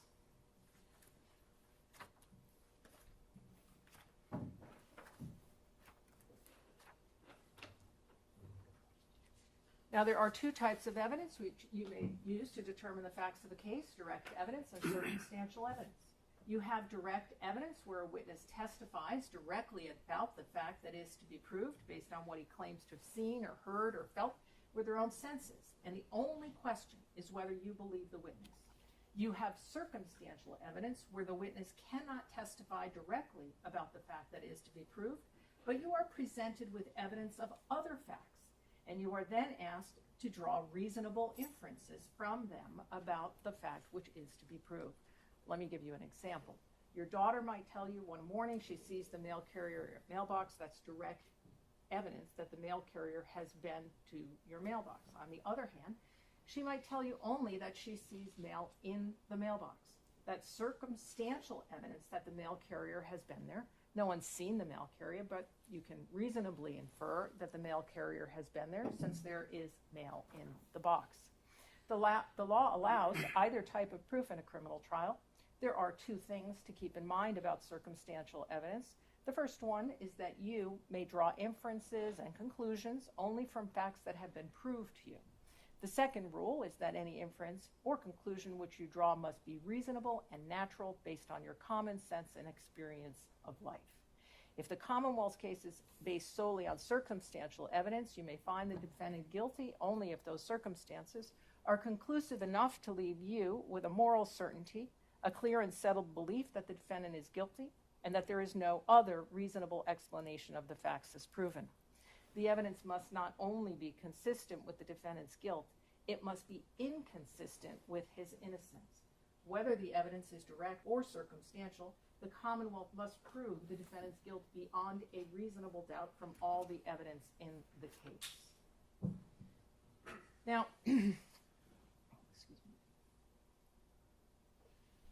when you consider whether to believe a witness or how much weight to give their testimony, you may consider whether that witness said or wrote something earlier that differs in any significant way from their present testimony in the courtroom. It is for you to say whether there is a difference and how significant any difference is.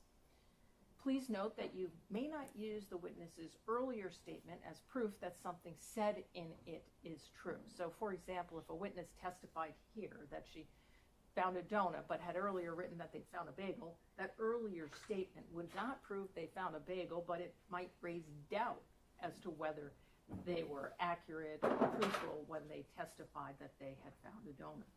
So the earlier statement is brought to your attention for the sole purpose of discrediting or casting doubt on the accuracy of the witness's present testimony here at the trial. It's for you to decide whether it does so. Normally, you may not consider any statement that a witness made in the past which is similar to that witness's testimony at trial. The rule rests in part on our common experience that saying something repeatedly doesn't necessarily make it any more or less true. But we make an exception to that rule where there has been a suggestion that a witness may have recently contrived their testimony. In determining how reliable a witness is who has been accused of recently inventing their testimony, you may consider any earlier statements that the witness made which are consistent with their present testimony. It's for you to say how important the consistency is depending on depending on when any earlier statement was made and any other circumstances that you consider significant. The earlier statement is not itself evidence of any fact that is mentioned in it. To repeat, if there has been a suggestion that a witness recently contrived their testimony at trial, when you evaluate that claim, you may also take into account any earlier statement the witness made which is consistent with their present testimony. The prior statement is relevant only as to the witness's credibility, and you may not take it as proof of any fact contained in it.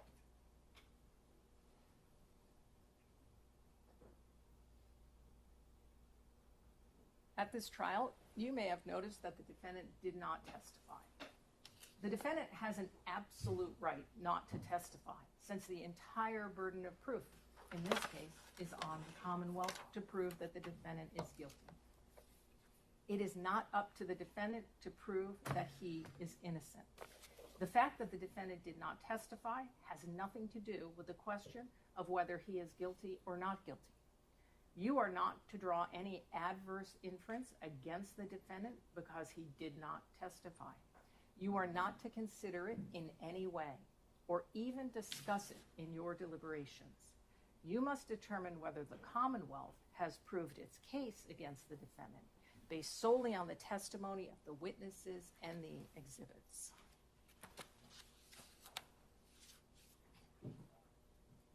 As I have told you, the complaint against the defendant is only an accusation. It is not evidence. The defendant has denied that he is guilty of the crimes charged in the complaint. The law presumes the defendant to be innocent of the charges against him. The presumption of innocence is a rule of law that compels you to find the defendant not guilty unless and until the Commonwealth produces evidence from whatever source that proves that the defendant is guilty beyond a reasonable doubt. This burden of proof never shifts. The defendant is not required to call any witnesses or produce any evidence since he is presumed to be innocent. The presumption of innocence stays with the defendant unless and until the evidence convinces you unanimously as a jury that the defendant is guilty beyond a reasonable doubt. It requires you to find the defendant not guilty unless his guilt has been proved beyond a reasonable doubt. Your verdict, whether it is guilty or not guilty, must be unanimous.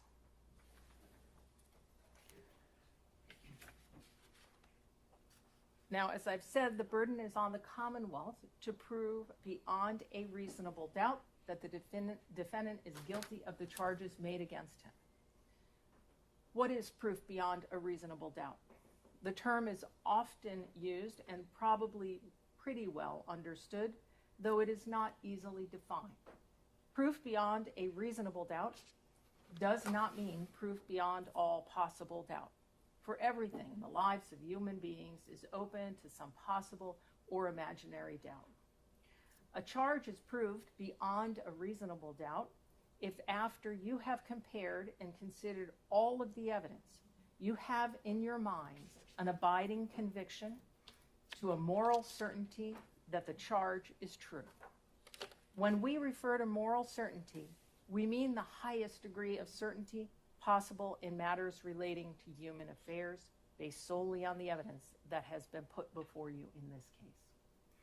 I have told you that every person is presumed to be innocent until they are proved guilty, and that the burden of proof is on the prosecutor. If you evaluate all the evidence and you still have a reasonable doubt remaining, the defendant is entitled to the benefit of that doubt and must be acquitted.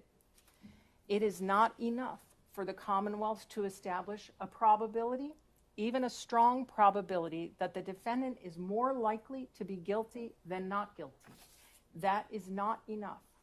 Instead, the evidence must convince you of the defendant's guilt to a reasonable and moral certainty, a certainty that convinces your understanding and satisfies your reason and judgment as jurors who are sworn to act conscientiously on the evidence.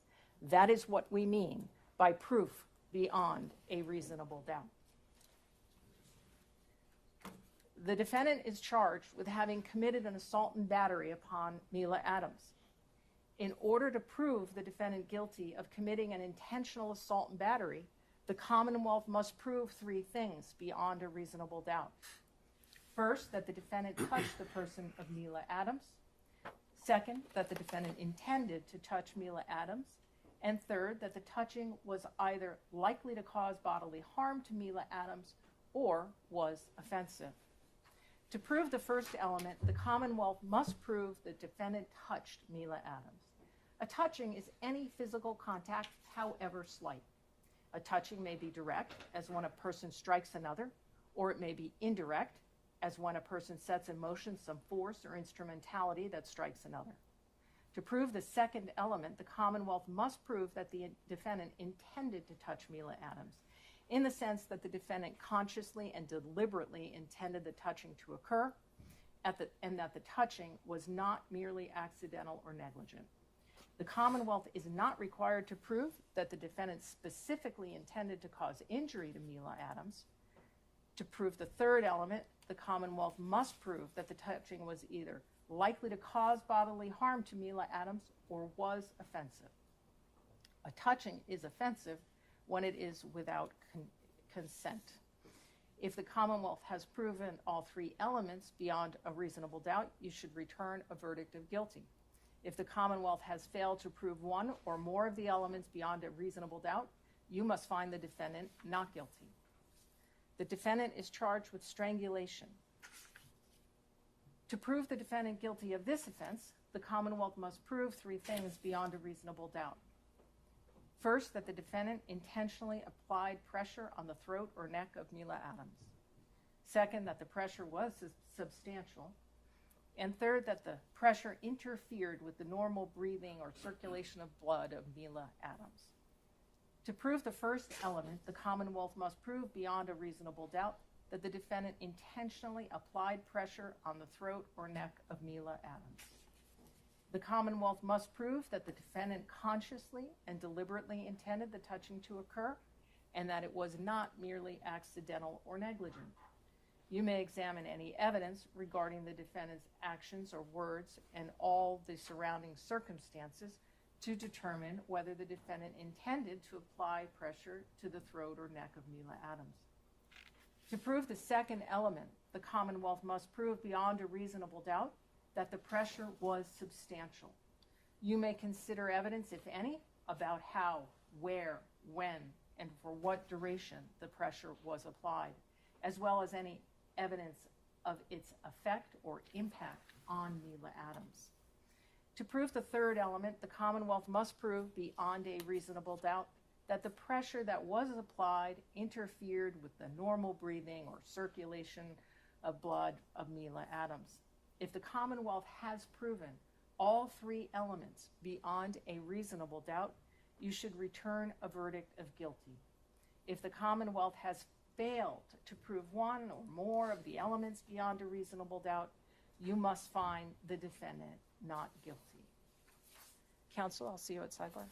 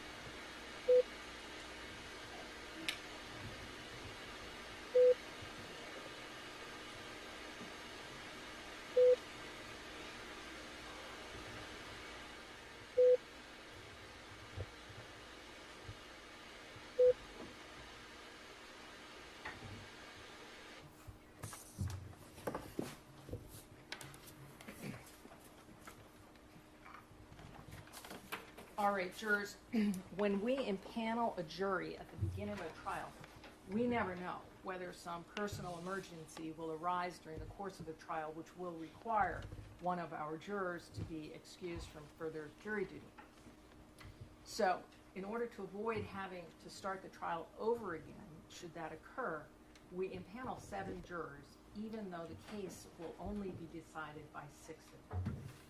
So the time has now come to reduce your number to that 6, and I am going to ask Mr. Clerk to draw one of your cards at random, and that juror will be designated as our alternate juror and will not take part in the deliberations unless necessary to provide a substitute for one of the other jurors. So if fate makes you the alternate juror, please don't take it personally. Your service up until this point, your willingness to serve is appreciated by all of the parties, and we will make sure that you are kept as comfortable as possible in an area isolated from the deliberating jurors. That would be juror number 1 and seat number 1. All right, stay right there. You will serve as our alternate, but as I say, we'll make sure you're kept comfortably in a different location.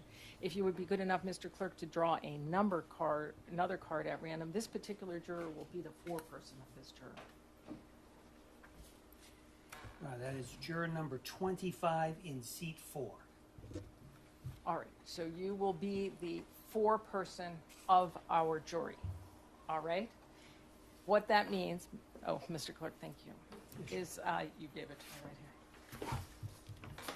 The juror has who is designated as the foreperson has the responsibility of recording the jury's verdict on the verdict slip.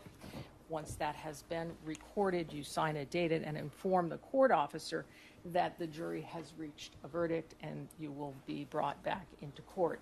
Now, if during your deliberations the jury has any question, the foreperson should write out the question on a piece of paper, sign it, date it, fold it up, let the court officer know. They will bring the question to me, and we'll proceed accordingly at that time.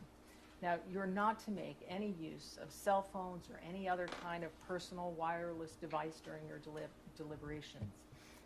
Incoming, outgoing calls, or any other kind of electronic communications can disrupt the deliberative process or even allow for the receipt of improper extraneous information. So you're not to conduct any outside research or investigation by means of the internet or otherwise about the law or facts of this case. If during your deliberations there is a request to view any of the evidence that is not physically with you, for instance, there are flash drives that contain certain of the videos that were displayed here in the courtroom. If the jury should like to see any of that, if that is just requested in any note form, we will bring you back in here and make sure that that is displayed for you as many times as you might like. All right, so just let the court know by mentioning that in a note. At this point, I am going to ask Mr. Clerk to swear the court officers in, and they will escort you to your deliberations. Do you swear that you will keep this jury in some convenient place until they are agreed, that you will not suffer any person to speak to them, nor will you speak to them yourself, except by order of the court or to ask if they are agreed, and that you will not permit them to depart until they have agreed upon a verdict, except by order of the court, so help you God? I do. I do. There's the verdict slip. And can I have that sheet of paper? Thank you.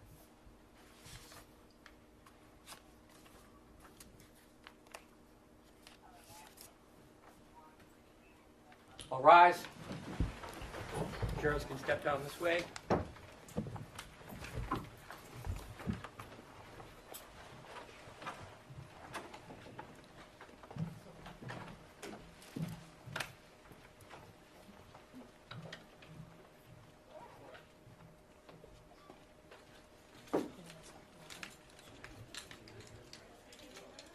May be seated. Counsel, I'll see you over here.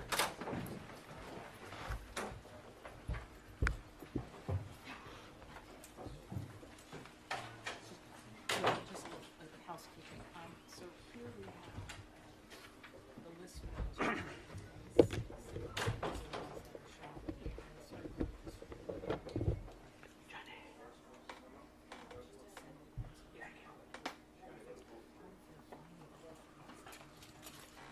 Did you kill the feed? Is the feed out?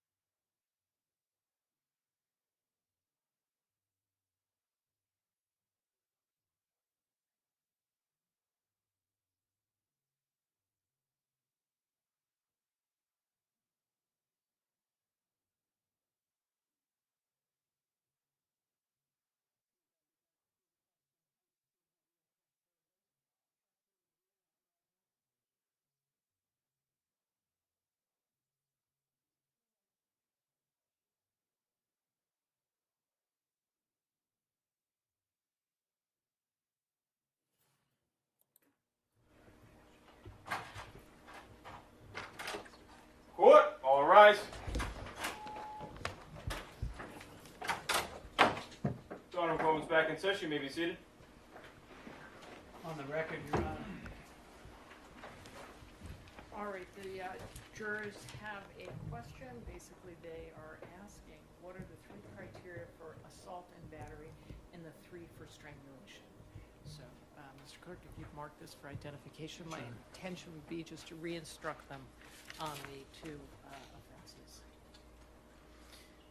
No objection for the Commonwealth? All right. No objection, Your Honor. A for identification. All right, we're ready for the jurors? Yes, Your Honor. Mr. Clerk, can I have the tissues somehow? Can't leave me out here. Ready when you are.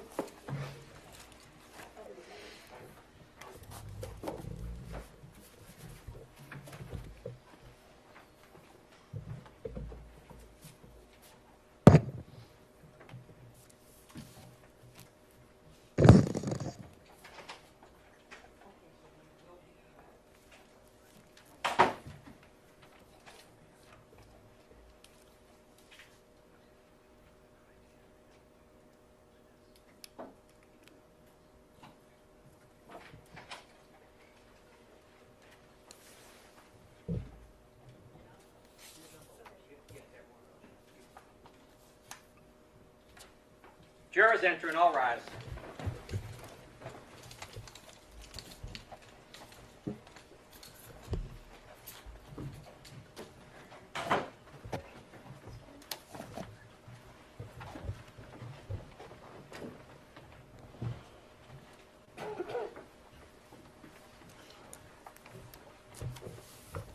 May be seated. All right, jurors, I did receive your question, which reads, what are the 3 criteria for assault and battery and the 3 for strangulation? So let me begin with the assault and battery. The defendant is charged with having committed an assault and battery upon Mila Adams. In order to prove the defendant guilty of committing an intentional assault and battery, the Commonwealth must prove 3 things beyond a reasonable doubt. First, that the defendant touched the person of Mila Adams. Second, that the defendant intended to touch Mila Adams. And third, that the touching was either likely to cause bodily harm to Mila Adams or was offensive.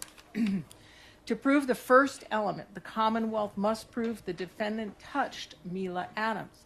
A touching is any physical contact, however slight. A touching may be direct, as when a person strikes another, or it may be indirect, as when a person sets in motion some force or instrumentality that strikes another. To prove the second element, the Commonwealth must prove that the defendant intended to touch Mila Adams, in the sense that the defendant consciously and deliberately intended the touching to occur, and that the touching was not merely accidental or negligent.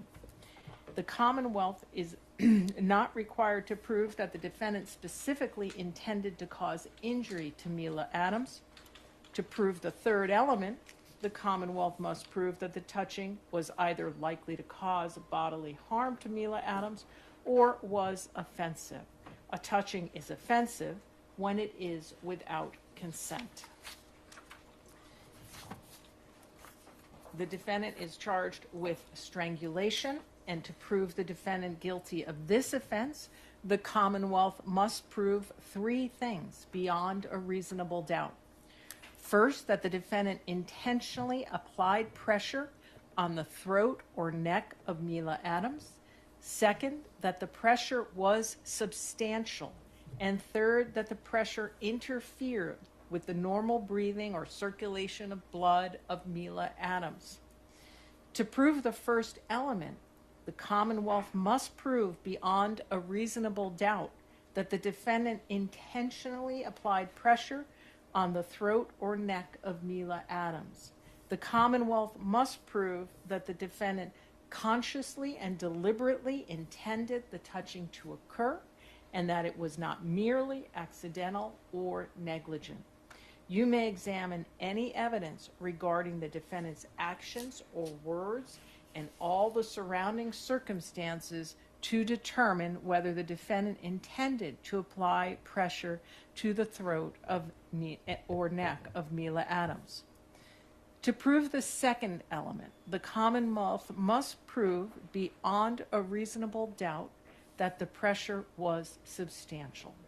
You may consider evidence, if any, about how, where, when, and for what duration the pressure was applied, as well as any evidence of its effect or impact on Mila Adams.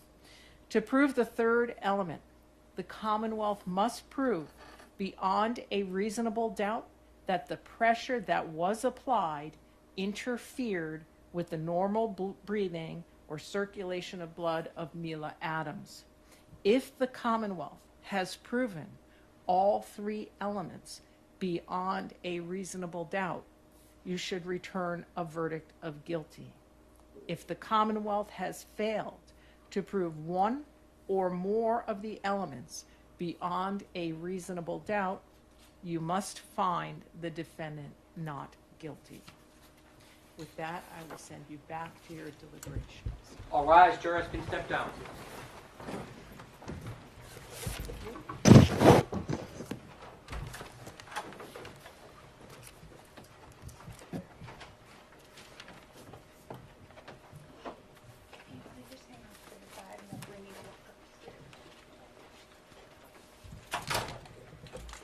This court stands in a recess.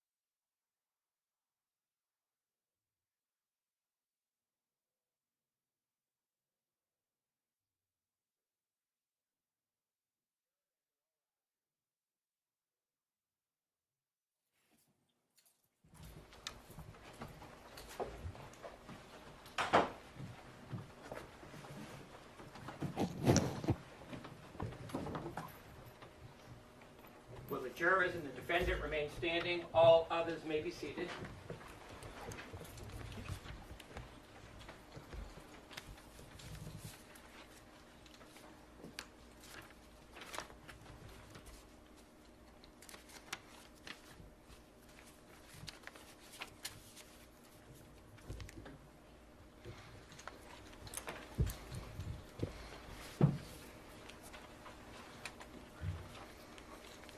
Madam Forelady, has your jury agreed upon a verdict? Yes.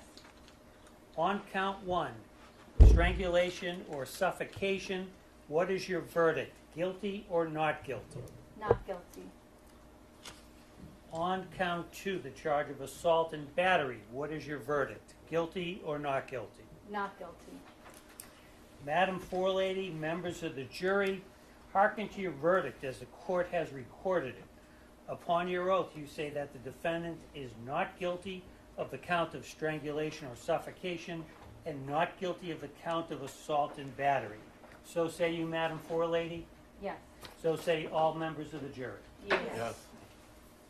All right, thank you. Jurors, please be seated for a moment. Everyone be seated. Jurors, I told you during this trial and in my instructions that the verdict was your responsibility and your responsibility alone.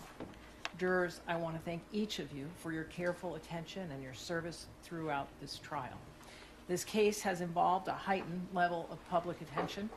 Despite that, you have remained focused on the evidence presented in this courtroom and the law as I instructed you.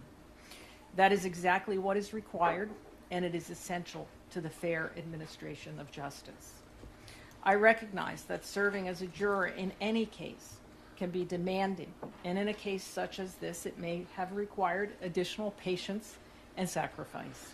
The court is grateful for the seriousness and integrity with which you have carried out your responsibilities.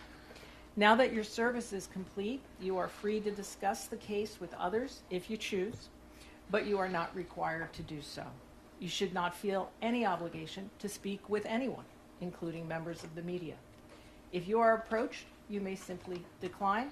Whether or not to speak is entirely your decision.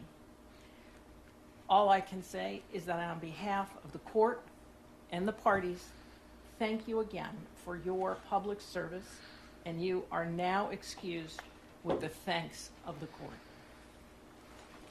All rise, jurors, and step down.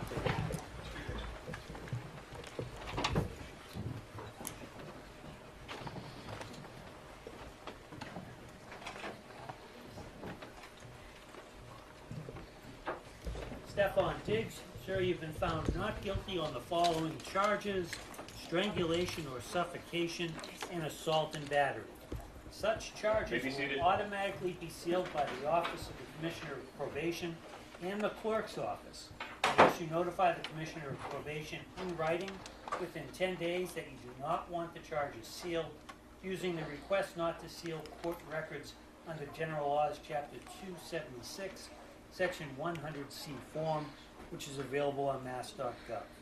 The request not to seal form must be sent to the Office of the Commissioner of Probation by mail or email to the addresses provided on the form. If you want copies of any documents associated with these charges, you must request them immediately before the charges are sealed. Once the charges are sealed, you will not have access to related documents unless you file a motion with the court asking to unseal them. Sir, you've been found not guilty. You're free to go, sir. Thank you, Your Honor. Court, all rise. Just all media, you can step outside now, media, please.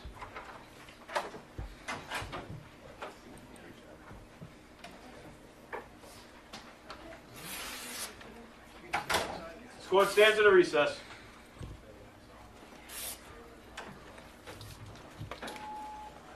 You folks can set up outside now, okay? Thank Set you, up appreciate outside it. for me. Thank you.